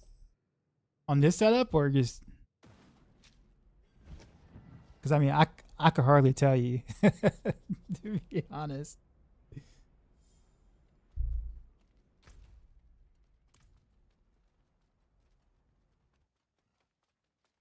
How exactly does it work in general? Yeah, the same. Could really hardly tell you. Because I mean, I guess it's just different in like different classes. We kind of skip. I don't say we skip, but I think having innervation. And you know, primary resource restore and prep and aftermath kind of allows us to really, in general, not really have to worry about resource in most cases, or how we do our resource thing. You know, and in some cases, if you don't have, you know, starless skies, then yeah, it's kind of a problem. But these things are usually easy solvable.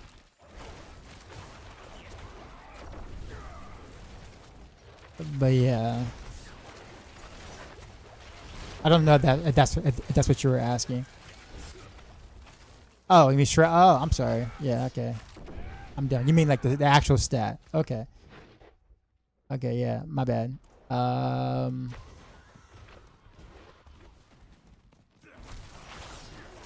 assuming it's just your natural regen. I don't know if it's like a percentage of how you of how you normally generate energy or something. I guess always assume it was just natural regen. Like your natural regen it increases by X%. That's my regeneration, right? Regeneration. Okay, yeah, I read that wrong. So yeah, so is shroud generation or regeneration?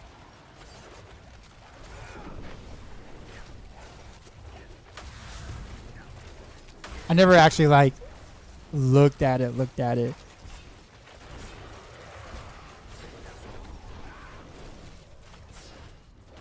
In that case, if it says resource generation, then that's a really good question. I don't fully know. I guess assume that it was just regeneration.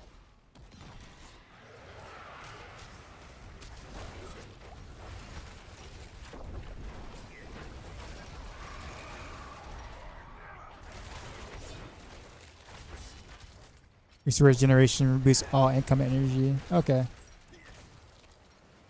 And that's what Shroud has? Okay. Well then yeah, okay.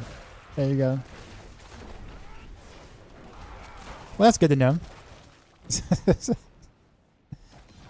I had to drop Shroud. Like I was gonna run Shroud with this, but I like for like the speed farming version or whatever. But I had to drop it because it had like 1 point. I have 1 point into siphoning strikes, which kept my HP at 50%, which meant I lost like a bunch of damage.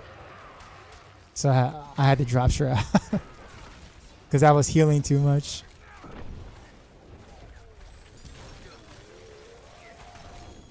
Fluidity, momentum, etc. is regeneration, so it's less valuable than generation.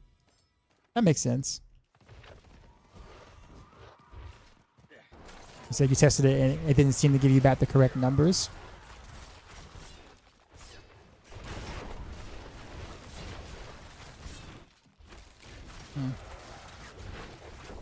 Lindsay says, I noticed I had a Crown Lucian gloves and put them on. I was doing damage, but then happened to get Crown Lucian pants and farmed another Pain Gorgers, and I saw a real damage difference. Yeah. Yeah.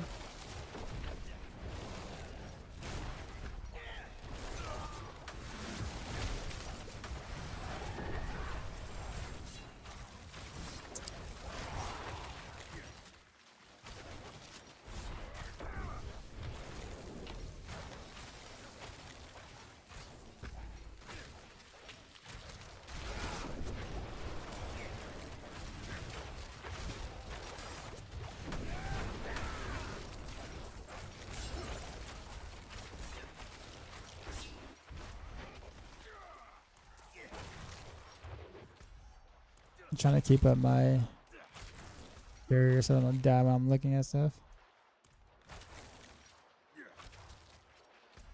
Where do I go?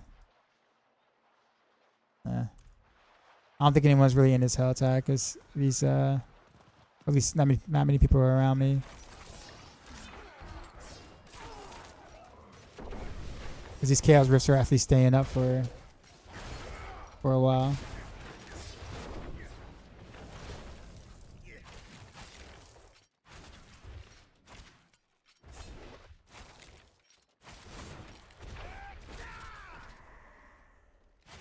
So, guys, what do you think is going to happen to a Beast and Cornered on next week with next week's patch? What do you think? What do you think they're going to do to it?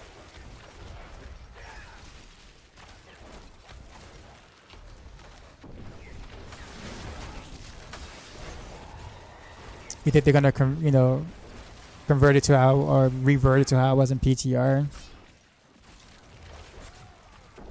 or you think they're going to like do like a different fix for it or a different approach to it?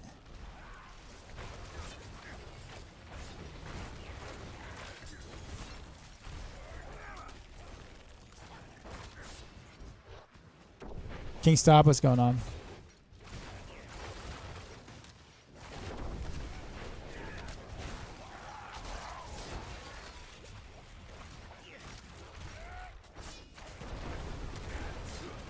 Never do anything where you had if picture of gem. I feel like I don't know if they did like a hot fix or something, but like literally 1 point into siphoning strikes kind of allowed me to heal back pretty easily. At least on RC, I can't speak for any other build, but like literally I had to take Shroud off because it was because it was healing me back to 50%. Because I don't want that now. I did at first because I wasn't really aware what was going on, but I don't want that now.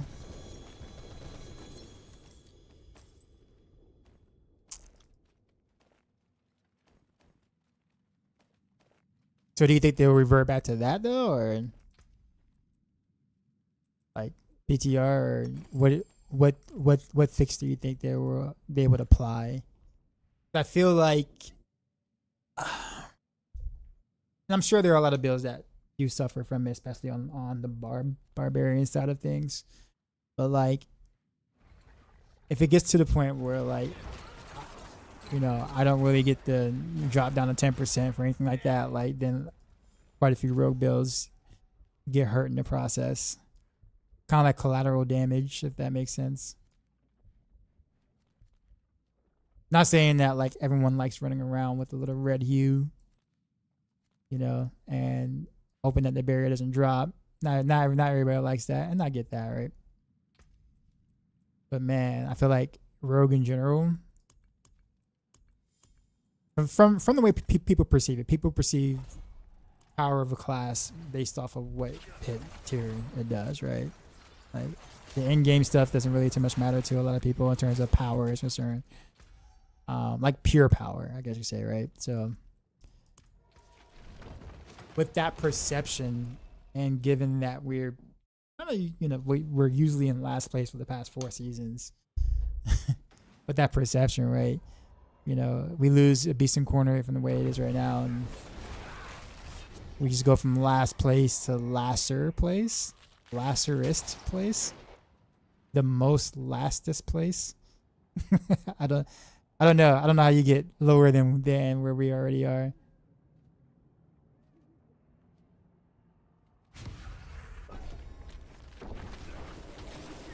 You know what I'm saying? Like, I don't know. I feel like that would sting a bit. I mean, we won't really feel it on T4. Well, no, I lied. We would feel it on T4 because even builds like spam barrage, spam pin shot, things that, you know, feel okay-ish in T4, you know, with really good gear, you know, they lose about 4 pit tiers of damage per se. Then T4 is gonna feel a little like you're gonna feel it in T4 with those builds, right? For sure.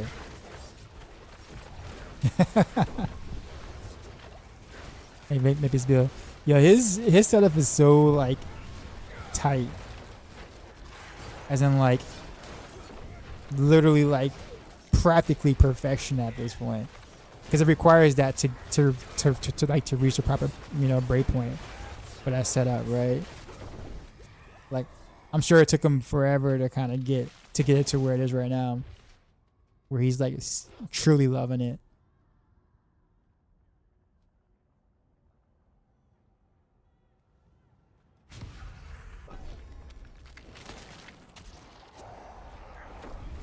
Random Rails is favorite ability in the game. Too bad it's useless this season. It's not useless this season. Who said that? I actually plan on playing it next, but it's totally not useless.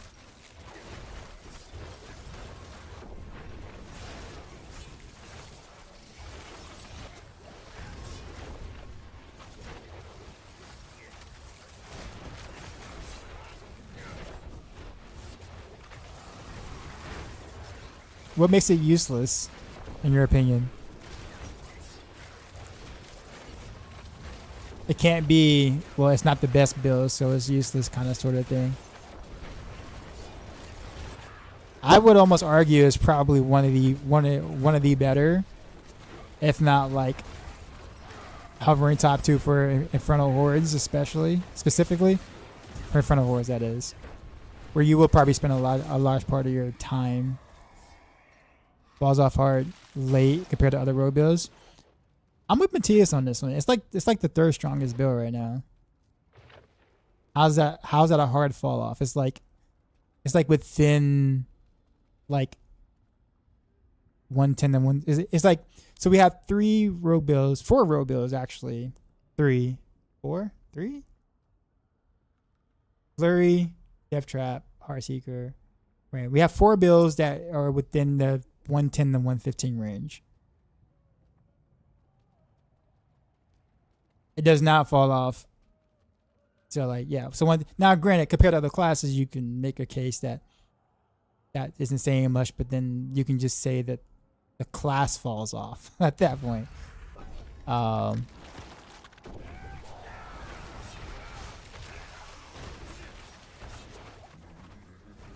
And not to mention, like, honestly, for T4, if you didn't have to go pick up stuff, which is honestly the bane of random arrows, honestly, for other content, like if you have to go backtrack and pick up things, I would have it rated higher on speedless, because it can reset dash the second best of all the builds. And so like, in order for you, like, movement is so crucial, and being able to reset dash is like the most powerful thing you have for efficiency.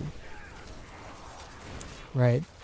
Like, what makes Death Trap so fast, or one of the things, not just the thing, but the fact that you can reset dash instantly and just go around, and that with jaw and stuff, it's ridiculous.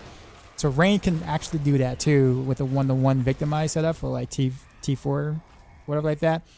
You know, you literally cast Barrage Rain, dashes off cooldown, and then you just dash, and then you just rinse and repeat that fast with the bow, and you can literally like go like get around like pretty quickly. It's not DT fast quickly, but like your movement is actually really good. Like I said, the biggest issue is basically, you know, you having to backtrack to pick up stuff because your Rain itself is like slow moving. So like that's really the issue. But like if you're doing pit or whatever, like if you're just doing pit or whatever like that, you can fly with Rain. But am I gonna do a random rails build yet? Yeah. Yep, that is the plan.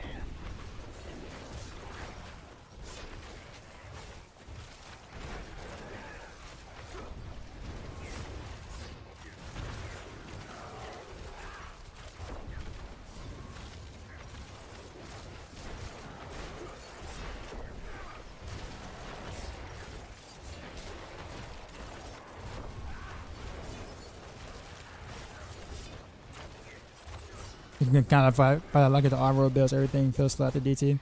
Apparently DT's like doing things faster than Swerk and Spiritborn, which is I mean, it's not surprising. It is DT. I mean, but like, you know, never would you kind of expect it to kind of keep up with like Ball Lightning Swerk or whatever this season. In terms of just pure speed.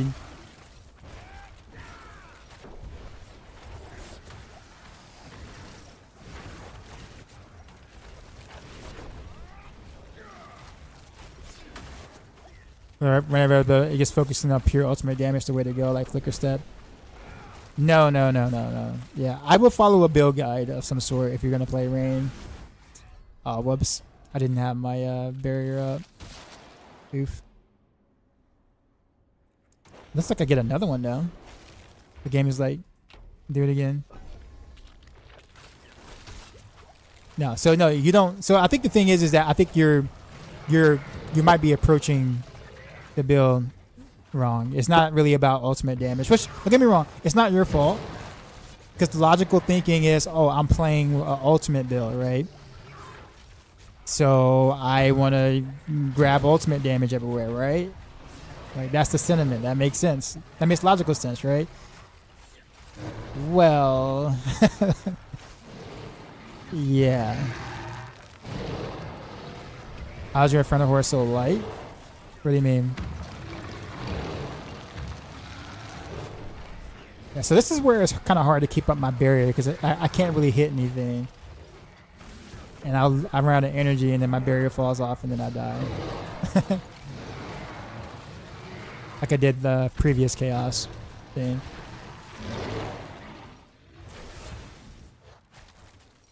Why isn't it that way though? Just curious. Why not follow the logical reasoning? Because the game says no. Blizzard says no.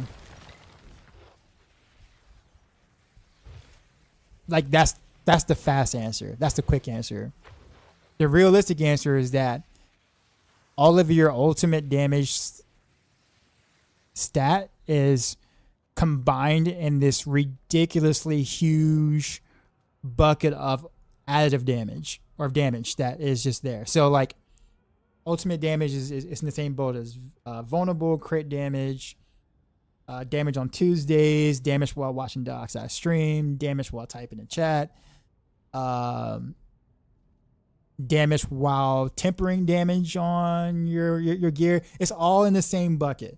And you have so much of it that the stat itself is so watered down. So all of your ultimate damage stuff that you can get, most of the ultimate damage stuff you can get, are not really multipliers. They're just additive to a bucket that already exists with a bunch of other additive damages already. That's why. And because of the way Diablo 4's damage system works, which is not really logical, to be honest with you, versus some other action RPGs, then you don't want to just stack ultimate damage like you think you should. So you're not doing anything wrong. You were doing the logical thing. It's just that's not how you really scale your damage in this game. So like 500 ultimate damage isn't 500 random real damage? No. It is not. When you consider other factors, when you consider everything else, no, it is not. If you have nothing else, if you have no other damage at all, like zero, if you have nothing, like your character's naked and you popped in 500 plus 500 ultimate damage, then yes, it would be 500%. But that is not the case at all.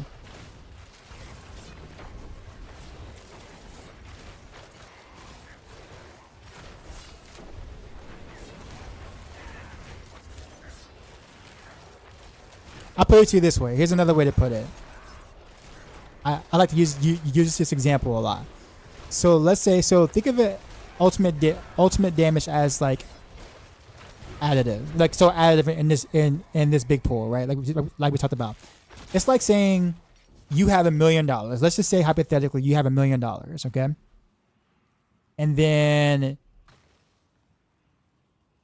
money's money, but you have $1 million, right? Someone gives you $1. You already have $1 million. What impact on your livelihood is that $1 going to make if you already have $1 million of it, right? Your lifestyle and everything is based around you being a millionaire. Someone gives you $1. Is that going to really change anything in terms of what you do in your life, what you pay for, what you afford, etc.? Their answer is no, right? Because that's such a small chump change to you because you have $1 million of it already. Now, if you only have $10 and someone gave you $1, that dollar now has considerably more meaning because you only had $10. See what I'm saying? So that's probably the best way to explain it. Or not the best way, but like it's the way that I like to explain it. Yeah. So ultimate damage right now is, it's in this big category of like $1 million and something dollars, right? And yeah, it seemed like 500% is a lot, but if you already got it's like 6, 7, 8,000, almost 10,000% of additive damage or like that, then that 400 to 500 isn't not that it means nothing, but the actual value of it is so small compared to other multipliers that you don't take it. Wody 95 with the follow, appreciate it. Why isn't it in his own category? What WTF Blizzard? I agree with you. I agree. I think everyone here probably agrees with that. That notion. Why doesn't damage make sense in this game?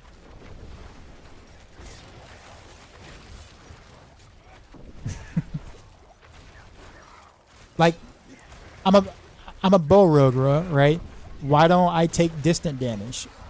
I fire from far away, right? Why don't I just stack a bunch of distant damage since I attack from far away? That makes the most sense, right? I mean, I have to work to be at a distance, right? So why isn't it a damage type that I would take?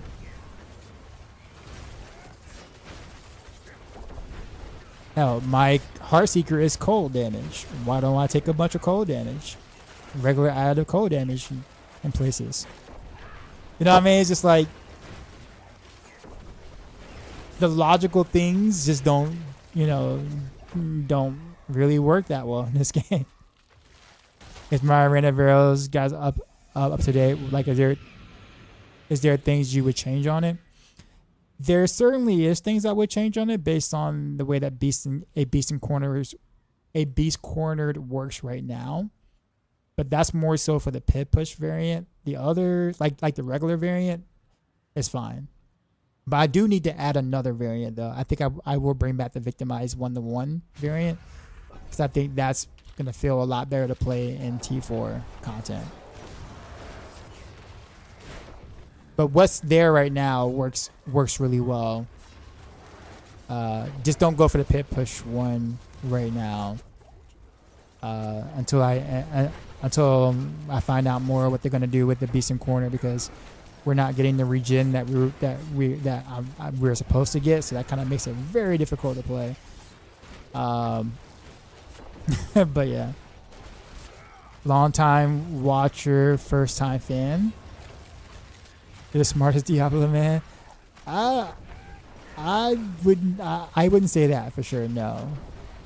I am a teacher in real life, so my analogies might might hit better for some people than others, like understanding or explaining things. But I definitely would not say I'm the smartest Diablo guy at all. But I appreciate the compliment though.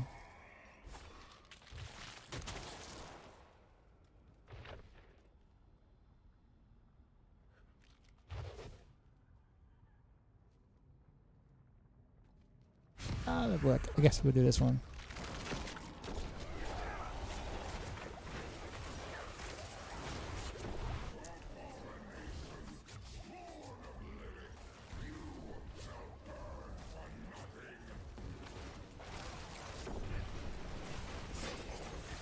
I kind of like forgot everything that happened in this Infernal Horror. Like I have no idea. I don't remember the boons I took. I don't remember like. I remember dying in one chaos way because my barrier was down. Like that's all I remember.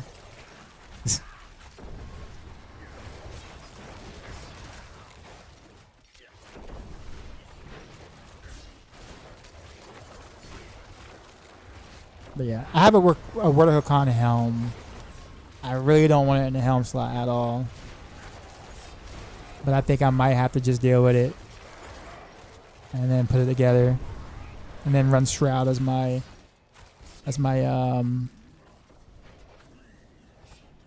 my mid whatever.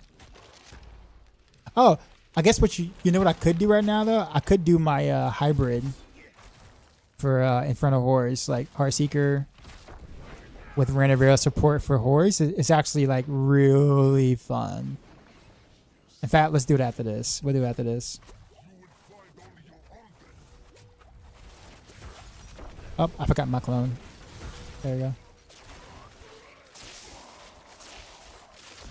You should have picked the Hellborn spawn from the last one. That actually works with Hellborn. It does? Like it actually works? Nah.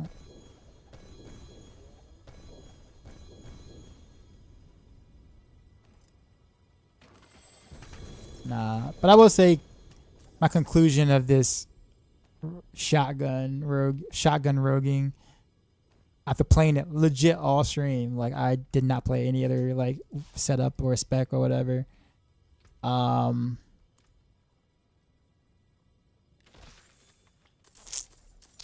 I would not recommend. I gave it a true shot. Like I literally just like I didn't switch off of it. I played around with it and a bunch of different content. I actually was like, well, what if I got used to it? Would I feel different? Right? And I gotten used to it, but I don't feel different about it. I still feel the same way.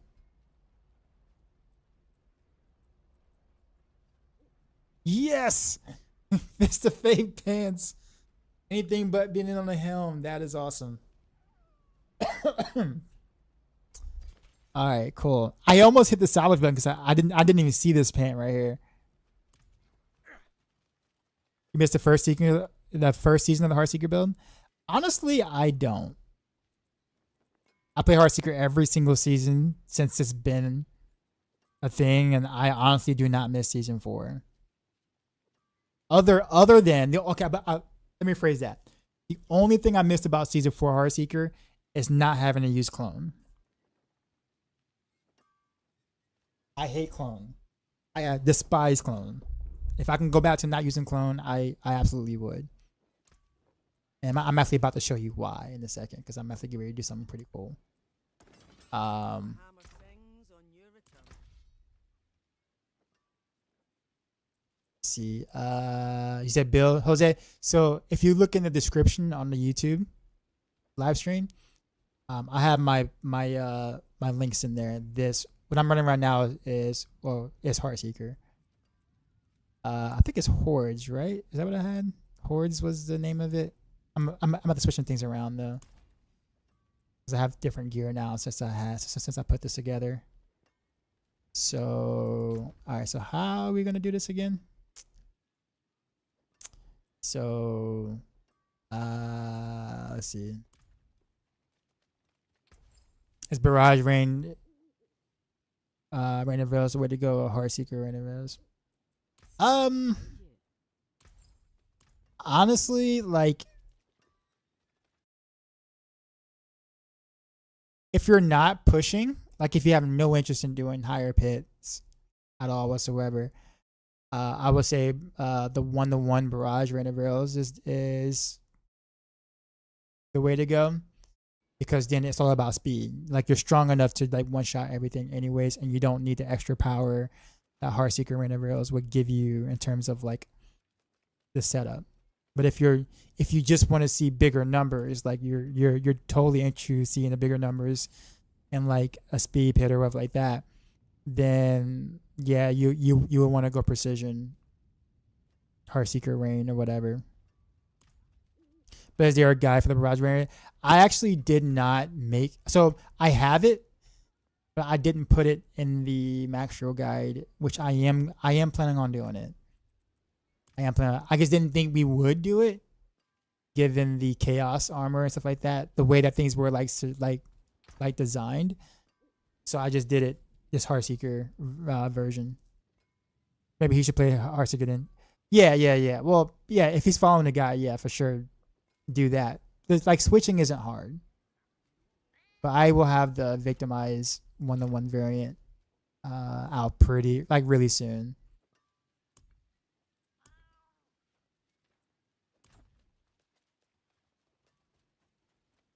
Finest jewels in Sanctuary. I just know people like to see the bigger numbers. People are fascinated with those things, and it's definitely with the Heartseeker Rain of Veils, even if you're casting less rain. All right, so what do we do? Okay, we need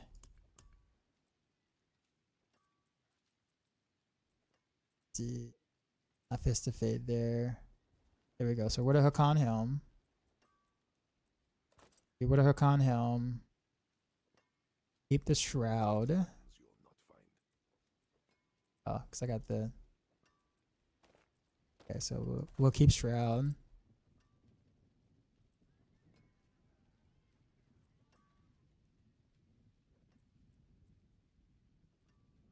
So Pain Gorgers. Elysian?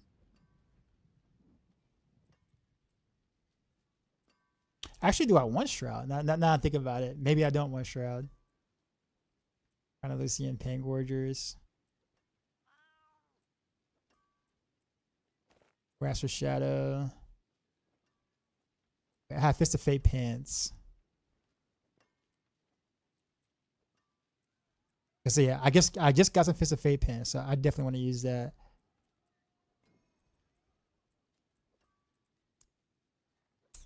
Fist. What about Flurry, Rain of Veils? Would that work? Not any. Well, no. Well, yeah. I mean, I guess with the power creep, yeah. You just go. You'll go close quarters combat, because then you won't really care about the damage versus distance sort of thing multipliers, because with all the chaos armors, you're strong enough anyways that in T4 you should be able to just teleport around and play it the way that we did in season 6, I think it was, when we did Flurry RoA. So yeah, technically you can do it that way too. Okay, so wait. So flurry, fist of fate. Wait, what I do with it? Oh, it's right there. Okay, cool. So pants, Water Hook on, fist of fate. I think I have a crown of Lucian chest.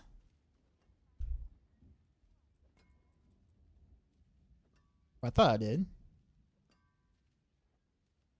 Actually, what chest do I have? Must be Pangorger's. Yes, it is Pangorger's. So Pangorger's chest.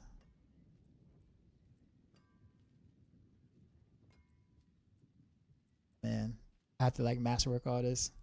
I thought I actually had more of a thing, but I don't. All right, so Pangorger's chest. It's a fake crown of Lucian on. So that's everything, right? Alright, yep, that is everything. We'll do a quick masterwork. I'm not trying to hit anything special. So, oops. How shall I guide my hammer? Where did it land? Okay, lucky hit. It's fine. I've had a whole time to look into it, but is the Heartseeker still good without running dual setup but Overmaker, or are there other alternatives? If you haven't checked out my Heartseeker video guide on YouTube, I would totally do that. But the simple answer to your question is yes. You can totally do it without Overmaker. I just chose to do it today because I wanted to, I guess, exhaust all of my options in terms of speed farming. Okay, yeah, we're not going to do that. All right. Okay, now we'll fully send it.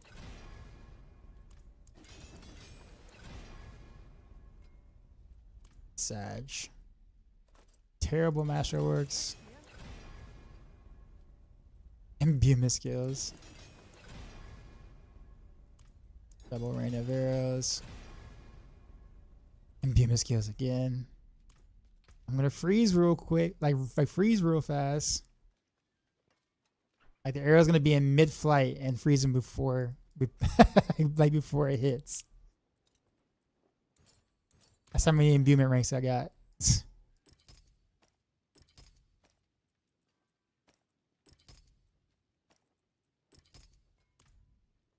Early stream, yeah. What up, Peacha?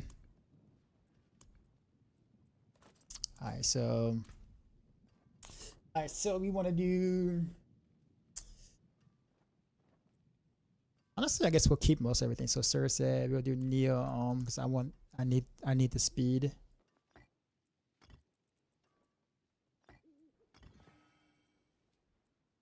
Okay, so got that. We need to remove cold clip so we can actually use the imbuement stuff for fun. So no cold clip. What did we do there? Barrier, I think is what we did. Conceded because I don't have it anywhere else. Yeah, conceded. Literally, this is. I mean, I guess I could do this in open world too, but it's really no point. But for hordes, though, hordes, fun factor. How's Rain of Arrows? Don't know yet.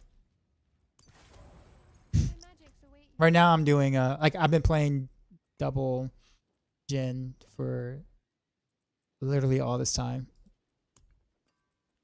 What I'm doing right now is just putting together my Infernal Hordes Heartseeker Rain of Arrows hybrid setup, where basically my damage is still mostly coming from Heartseeker, but my Rain of Arrows will hits hard enough to actually deal damage, like actually kills them in one wave.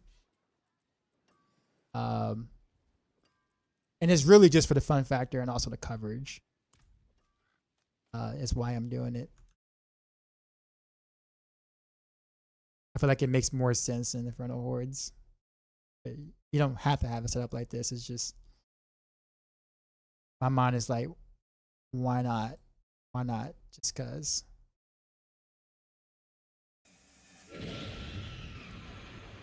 Okay, that should be it.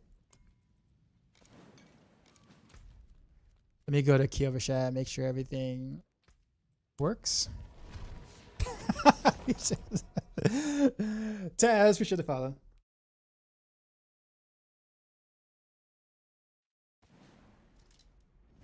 Mr. Goose Mr. Goosty. Sorry. Are you there?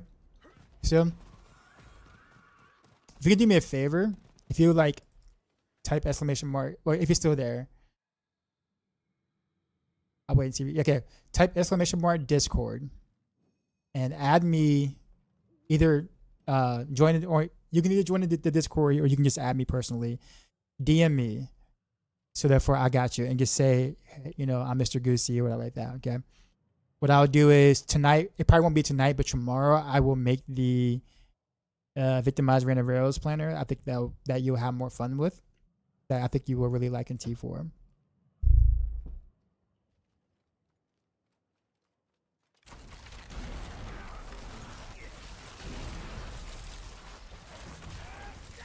Yeah, man, you're welcome.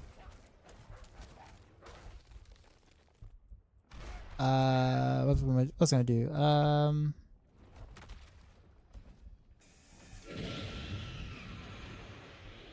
Yeah. All right. So let's do it again.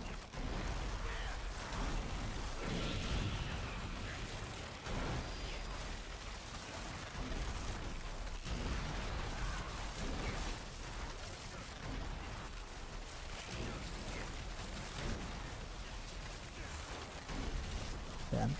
Probably should start. I don't know if I want to drop Starless or not. I'll cast more for sure, but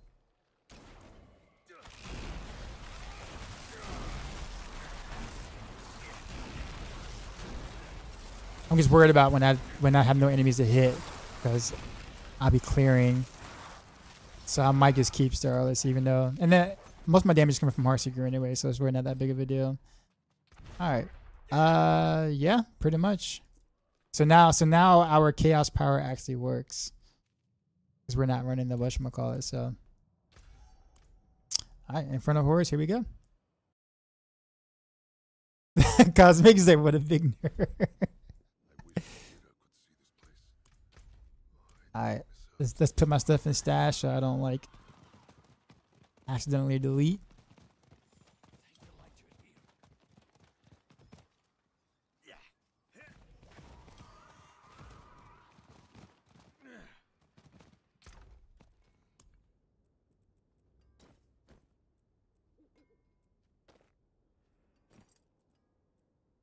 We got a real banger right here, guys.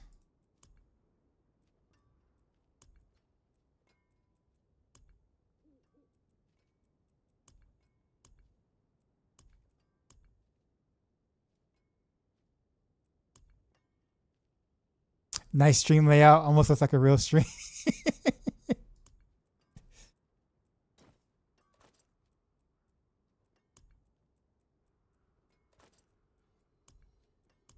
All right, so we'll do that there.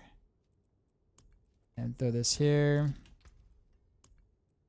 And make sure all my stuff is where it needs to be. I guess I keep it a victimize, of course. And yeah, we're good. Front of horse time.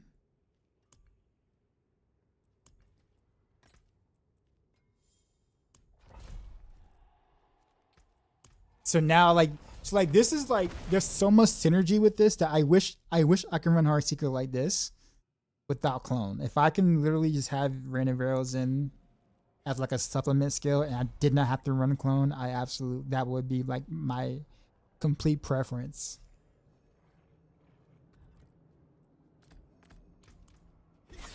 Because the synergy, especially with the powers this season, man, is so good. Just like the synergy, but you have to go clone because clone is way too much damage. Way too much damage. You guys still have the same rate? Yep, I do. Nope, no new dance.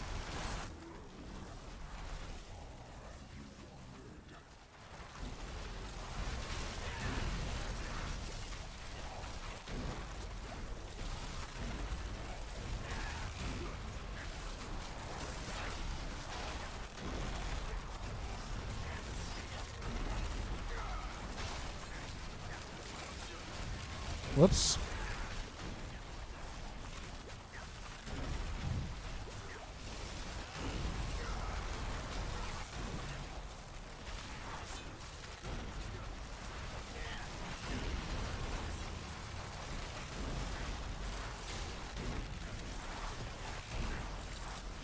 So many spires.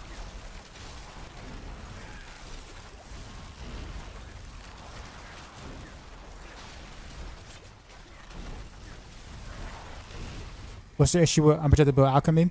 If you wear cold clip, it overrides the power. See, in this setup, I don't have to wear cold clip. So, because I'm not running clone, so I don't have to use cold clip. That's why this works.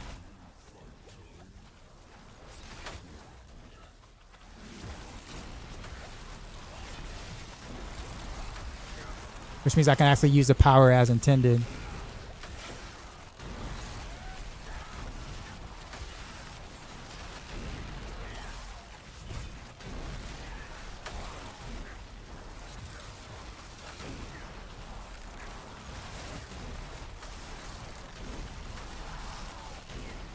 You know, actually, I should change my elixir. I'll lose some damage on my Heart Seeker, but that's fine. You have to run with clone because your clone needs to be imbued if you want your clone to deal any real damage. Only way to get him imbued properly is with cold clip. You can try to do imitated imbuements, but like that means you have to run cold clip on your.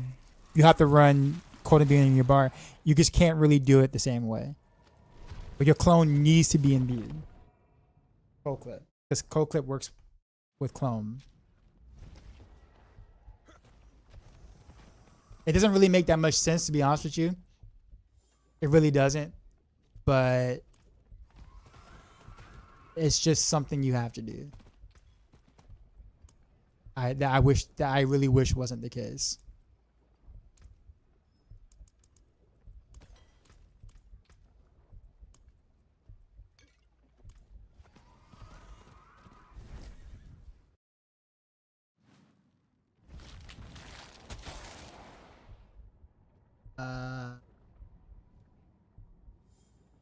I guess this works.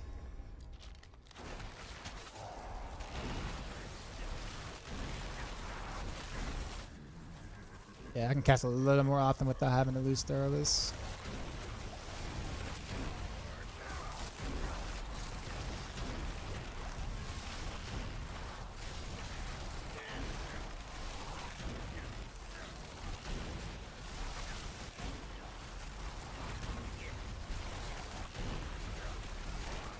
Truly, this is how I would much rather play Heart Seeker. Get the knockdown for the Malice bonus, get the triple imbue miss, get my Shadow Imbue or mixed Shadow Imbuement buff too as well. Get a little bit of poison for easier attack speed capping. Such a great support skill.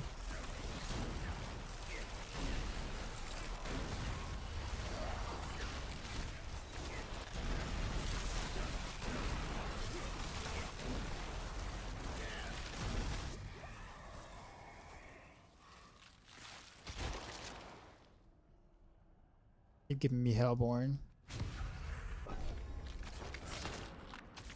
But Cousin Post, how you been, man? Are you still playing D3? No chance? I think I was in someone's chat. I think I was in your chat. Not the chat. No, Woody's chat when he played a little bit of D3 a couple of weeks back. I saw you in his chat. I was just lurking. Gotta hate spires.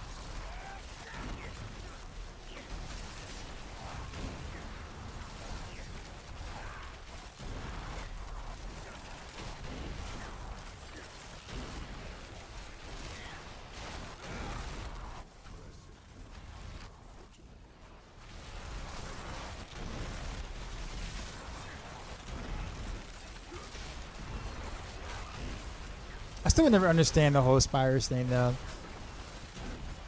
I know they want to make it work. I know they're destined to make it work. And they were confident going into the season that, oh yeah, it'll be fine, you'll like it. Those kind of thing. And just, I don't know.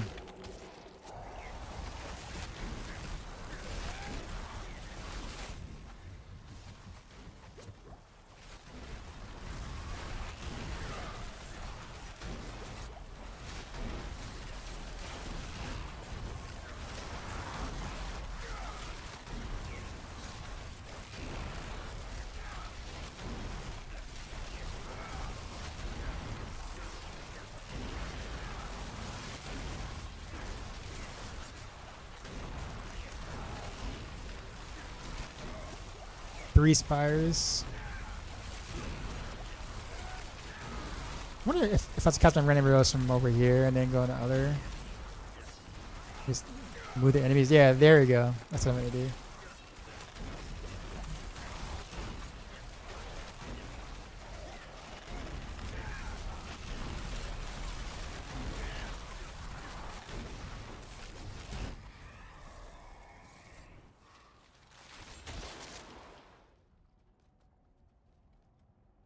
Hellfire intensifies at the end of each wave. Spawn. I actually never seen this one before.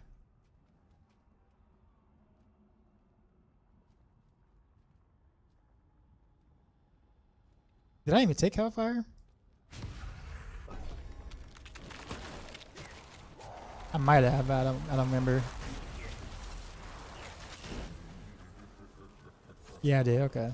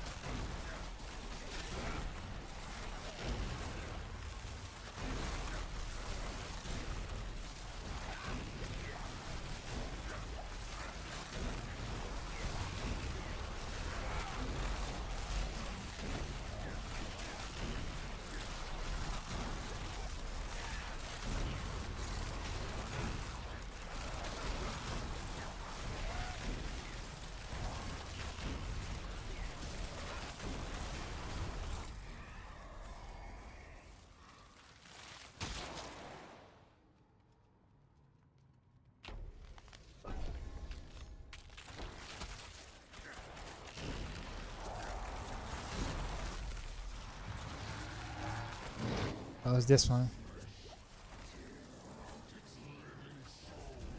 I have nothing to hit.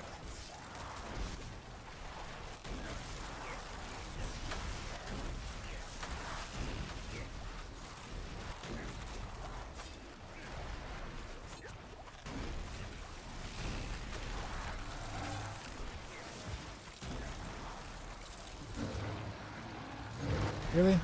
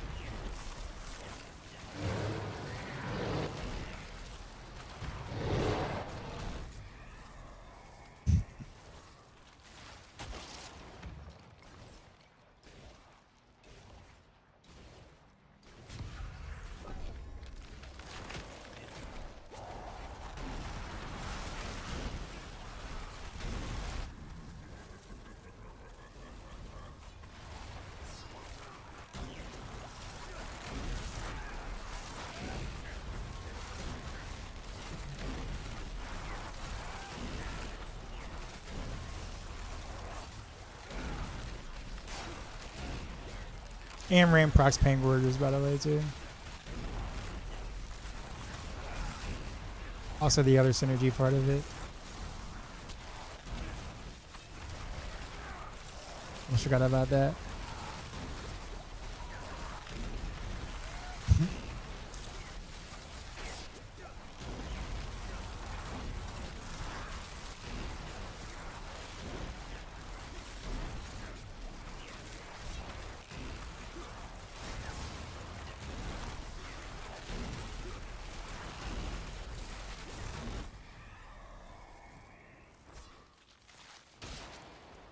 Did I even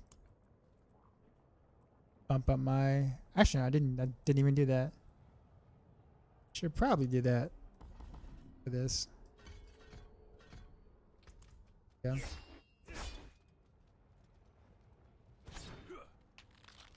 Lots of more Zato Fiends.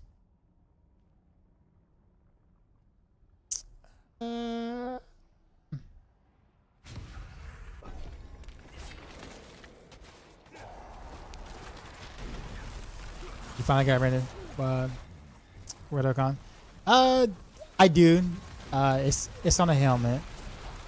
Not what I want, where I want it to be, but I do finally have it.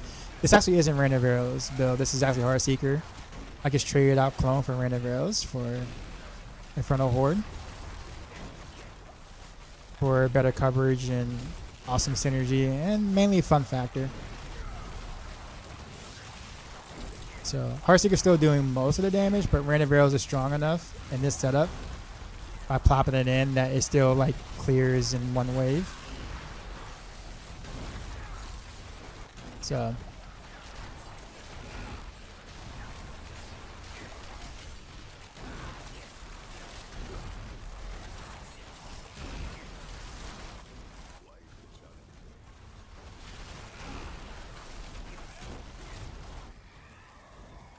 yeah, and I'm also using like I'm actually able to use this because I'm not running cold clip because I don't have to because I'm not using clone. So now I can remove cold clip and actually get the benefit from that. And now that I get all 3 imbuements from my basic attack, and my Rain of Arrows also gets all 3 imbuements because of whatever con, I have like pretty nice synergy. There's like a ton of synergy with this. And in reality, I would much rather, like, if I could drop clone and do this, like just for like regular stuff, I absolutely would. Because I get Malice for free, I get Pengorger's proc as well from the rain, obviously. I get some poison, so I can make an advantage if I wanted to. I get a free mixed shadow imbuement. I get shadow explosions. I get a 12% multiplier for my imbuement damage.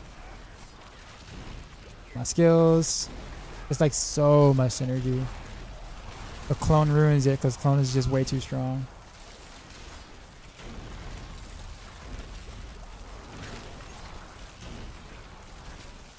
At what point do you think Dance of Nars has to fall off?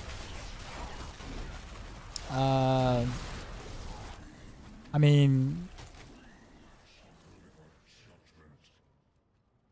105, roughly. I mean, I don't know what your metric is. Like, you'll do everything just fine. Level all your glyphs to 100 and T4. But if you're talking about pit, which most people generally are, then like 105, 106. I mean, everything falls off at some point in pit. But for the content that actually matters, Dance of Knives does not fall off at all. Extension, appreciate the follow. What up, Peachy? You said it does not. Yeah. You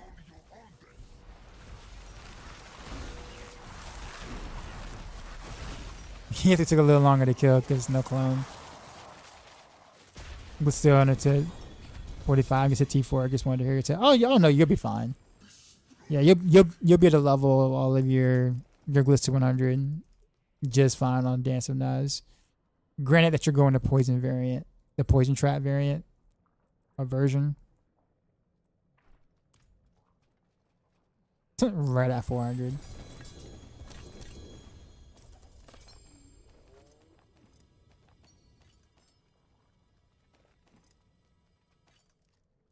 Yeah, PT is the one that, yeah, it is. But I gave up trying to explain stuff like that. Like last season when I was saying Azarath was carrying, people didn't really understand what I was like really meant by that. Like, but I'm shooting pin shot and stuff is dying. I'm like, I know, but pin shot isn't the one actually doing the damage. But I hit the mob. And then the number comes up, right? And because there's no visual for Azarath, it's just people thought it was pin shot that was doing the thing, and I'm like, I get it, yeah, but But now that we no longer Azarath is a thing, we see where pin shot, truly lands, right? And yeah. What? The GA on everything but the GA that you wanted on. Not that way I use this chest, but like literally GA on everything but trick attacks.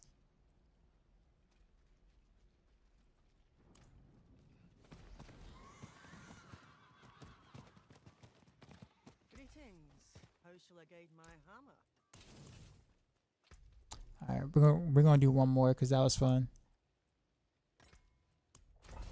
Hopefully I'll get some better boons because my boons suck that run.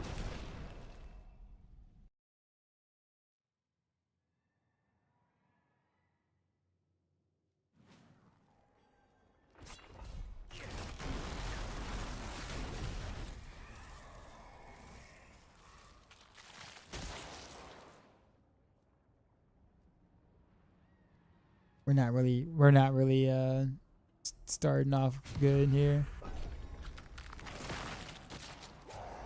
I should have went the rain. Oh well.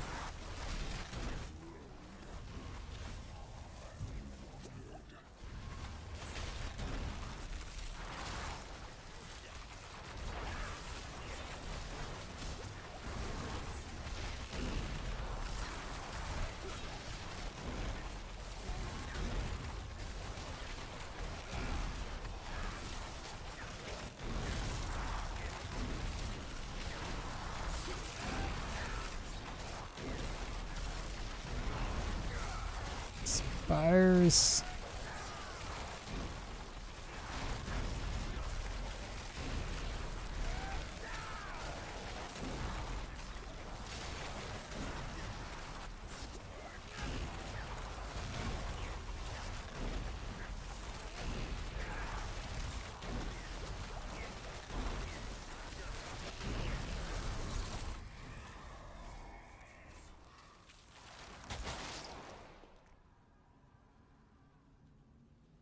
I guess I'll take the chaotic offering. Let it be goblins. Ooh.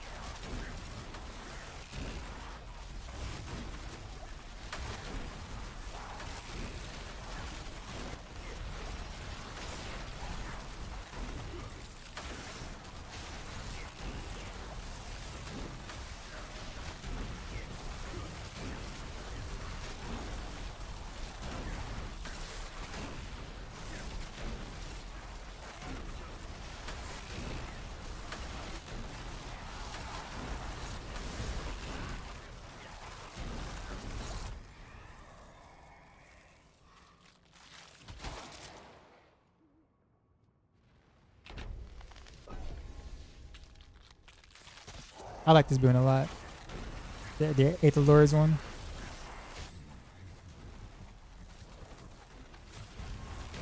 Did I see that rig? But that's top and pit right now. No, not really. I generally don't follow pit stuff that much unless it's like my class, just to kind of get an idea of what things are doing.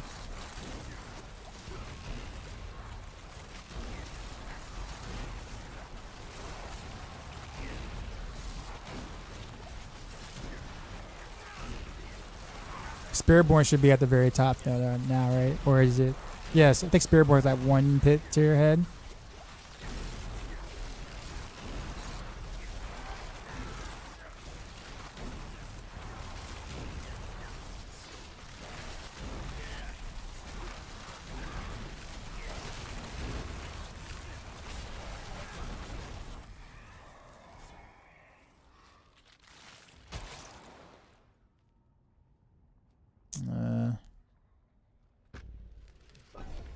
Guess this could be useful. Spaz, what's going on? Speaking of which, I actually had a couple of my students that were in my chat earlier. I didn't want to call them out or whatever for obvious reasons. Yeah, they were here close to the beginning of this the stream. Trying to figure out. Well, I knew how one found me. I don't know how the other found me. I guess the other found me because of the person who already found me. But yeah.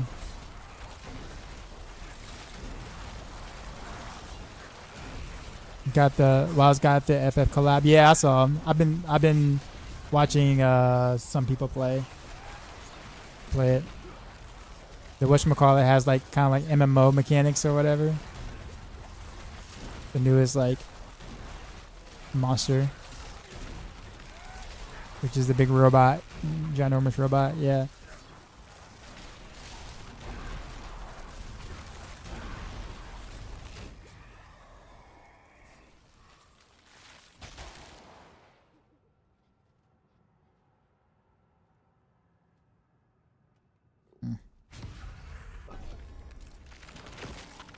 I don't know if asking this is allowed. Yeah, it's fine. Is there a way to find out going prices of rooms when buying in game? Not really, no. Not in game, no. You have to go on trade sites to kind of get an idea of what things are selling for. Everything trading wise in this game is basically, you know, third party related. The only thing you have to do in the game itself is the final transaction, which is the handing over, the actual trade itself. But everything else is usually done on a third party site. But speaking of rake, that's what you're running.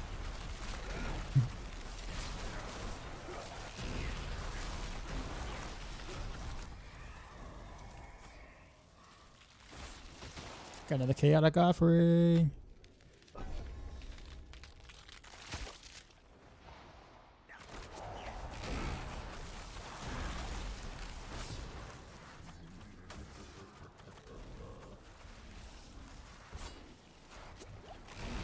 have no energy because I can't attack stuff.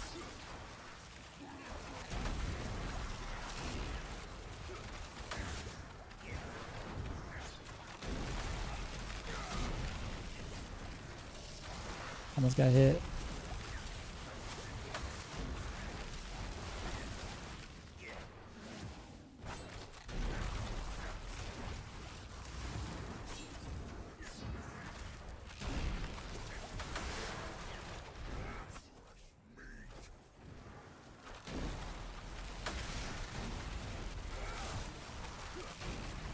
He doesn't die immediately without clone. Okay, you have to might. Oh, I didn't die. Almost did. All right, we got.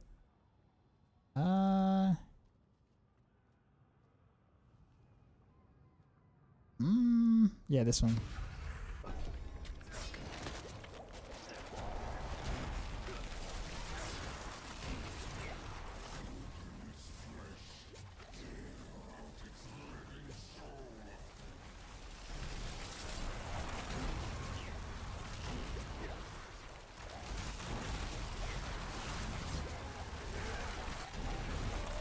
I haven't asked what's happening. Good morning. Yeah, I guess it is like 5 a.m. for you right now.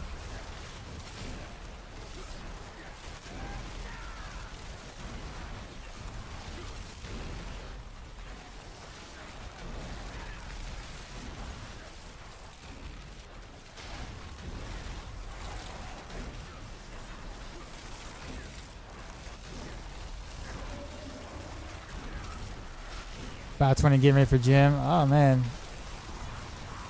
that's dedication. I hate waking up early for any reason. Period. Normally because I'm like usually up late anyway, so like I end up just like depriving myself of sleep. So. Alright, so this is gonna have to be a fight because I don't have clones, so again.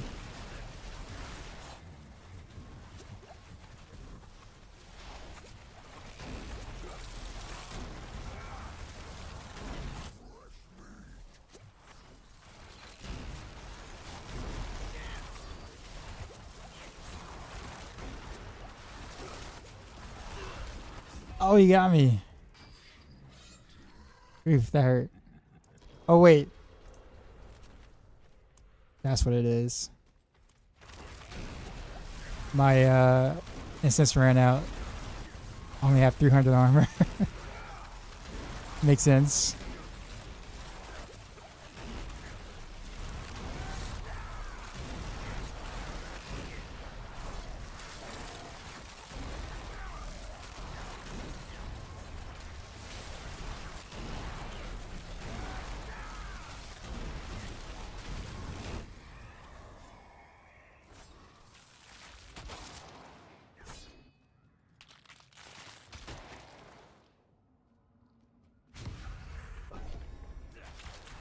Should probably re-up. Aww. It wouldn't let me re-up.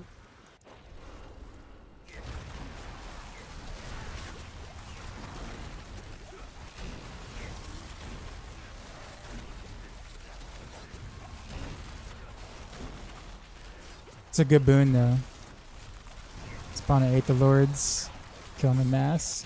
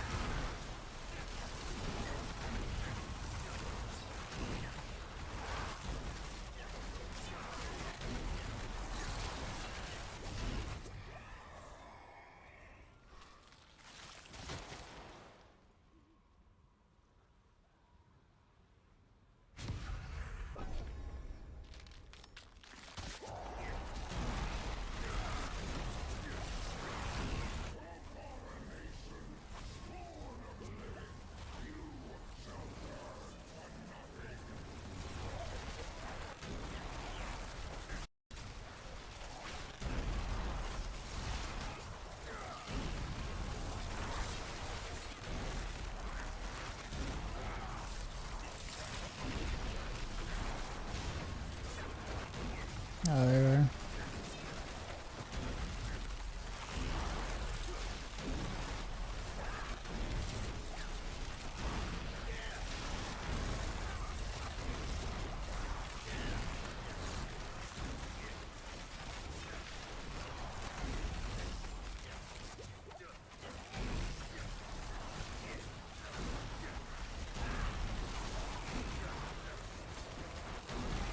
Am I using gotcha showers in this version? No. Nope.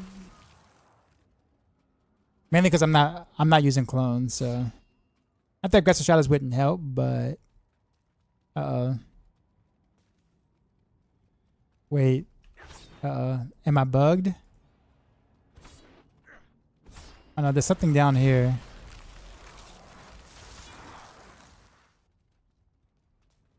Are we for real right now?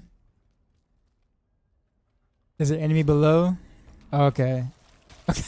Okay. I was going to say, man. But nah, I could do aggressive showers on this, but it would be less damage than doing it the other way. But not having clone in general means that my damage is considerably less than it was. But for Infernal Hordes, it's still more than enough. A T4 or whatever. Coverage ends up being more important, except for when I'm fighting Butcher. And at that point, it's like, oh well.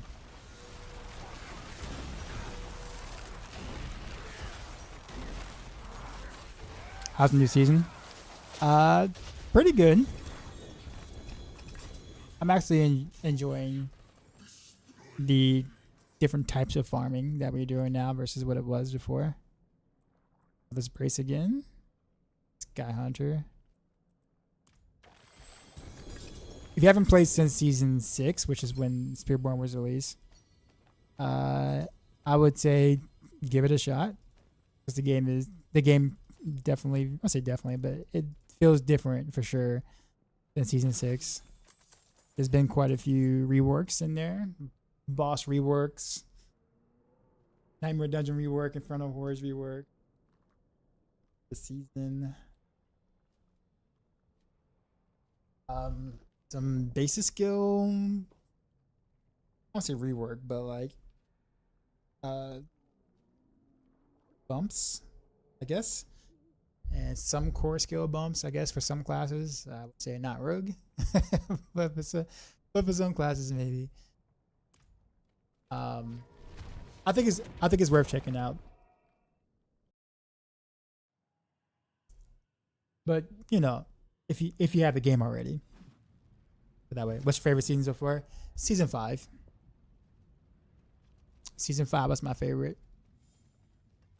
And the reason why season 5 was my favorite was because it was the only season in the game in which we have more than one metric to compare our gear, or not compare our gear, but to like for aspirational content. Because Infernal Horrors was actually kind of difficult for most builds. There's like maybe 2 or 3 builds that just annihilated T8 Horrors when you had really good gear.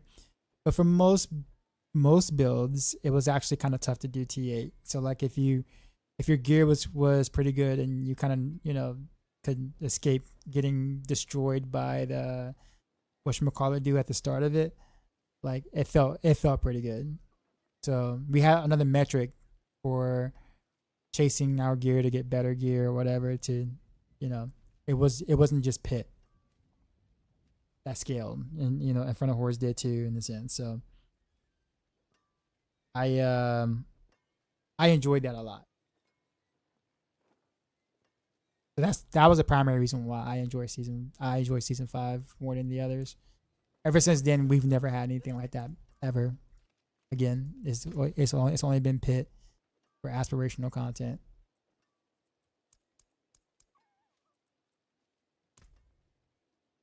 Although I will say that I am mostly enjoying this current season. Wish some of the bugs worked on some things, but it is what it is. That's how it goes.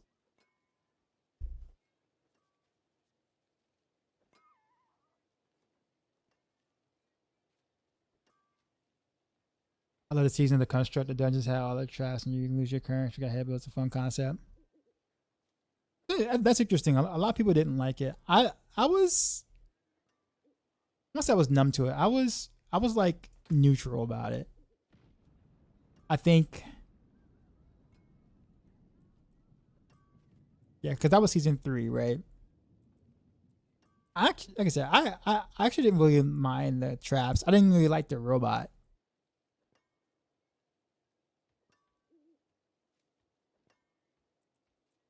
I didn't like the robot stuff at all. Like the seasonal pet thing.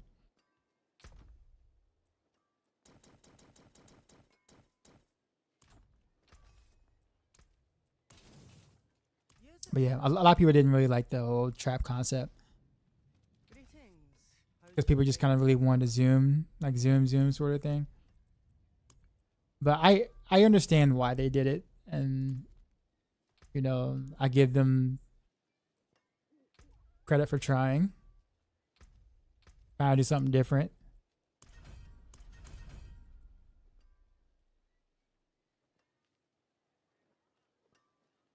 Can't figure out my damage is so bad.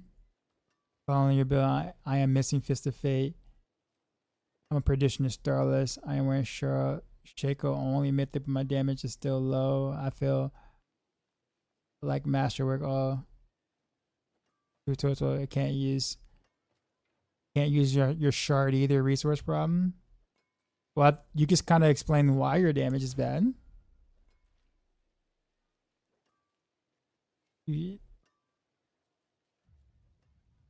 I mean, there you go. Exactly what Blame says. Shard is, yeah, you have to have shard. Your build pretty much almost doesn't work without shard.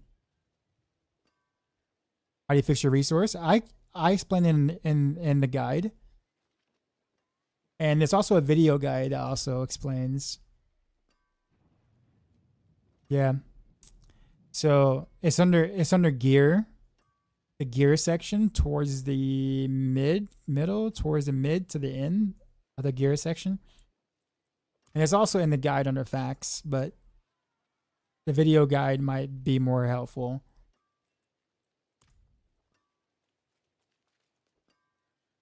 But yeah, if you are following the guide like 1-to-1, like for sure with all the right and correct stats, energy really shouldn't be an issue at all. But there is a time frame. If you get the Chaos Crown of Lucian before you get your Starless, then you have to make some adjustments. But the adjustments are mentioned though in the guide. But yeah, what you said the equivalent was you don't know why your damage is so bad. Like it's like saying you don't know why your car is so slow, but you don't have tires.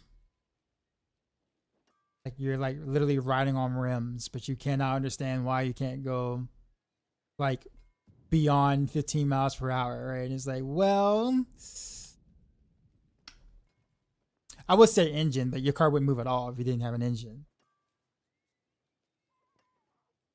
Yeah, so like yeah, but the shard is the build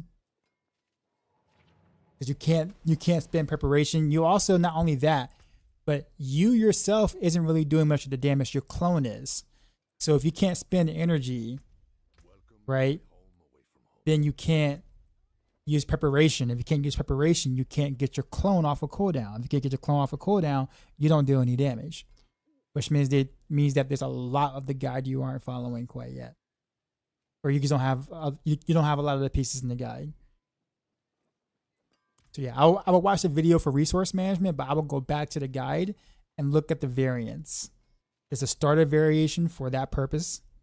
There is a ancestral variant with no chaos or no mythic uniques for that purpose. And then of course the mythic one with all the chaos armors and stuff. What do you think the uptime is for Ahukax? 100%, except versus bosses. As long as you're attacking a bunch of mobs, you should have it practically 100% uptime.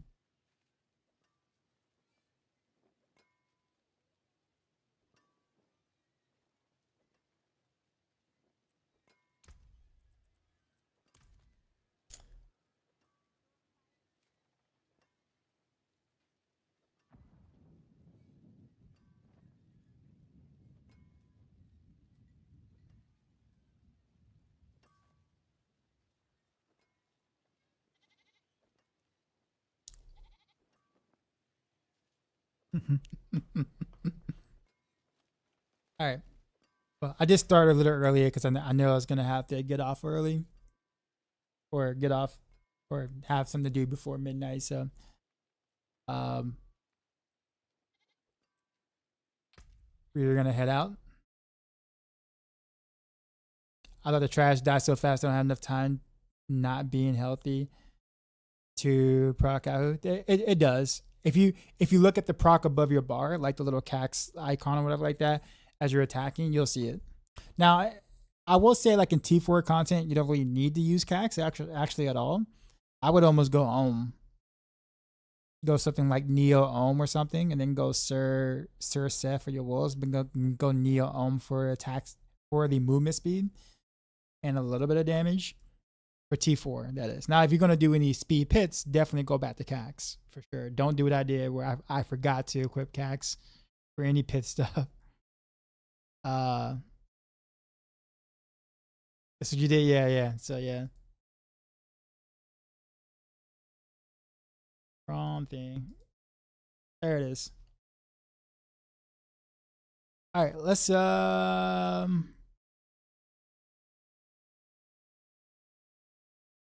actually I haven't been to Fame in a while.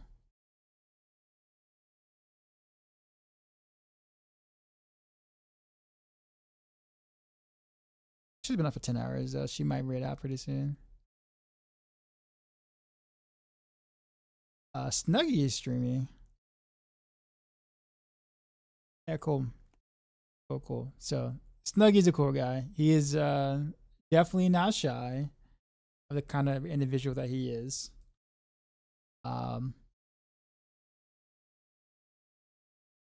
However, he's an awesome dude in general. but he may not be for everybody. But he's a fun guy. He's a, like I actually met him in at BlizzCon some time back. Man, BlizzCon felt like it was so long ago. It was like 2023.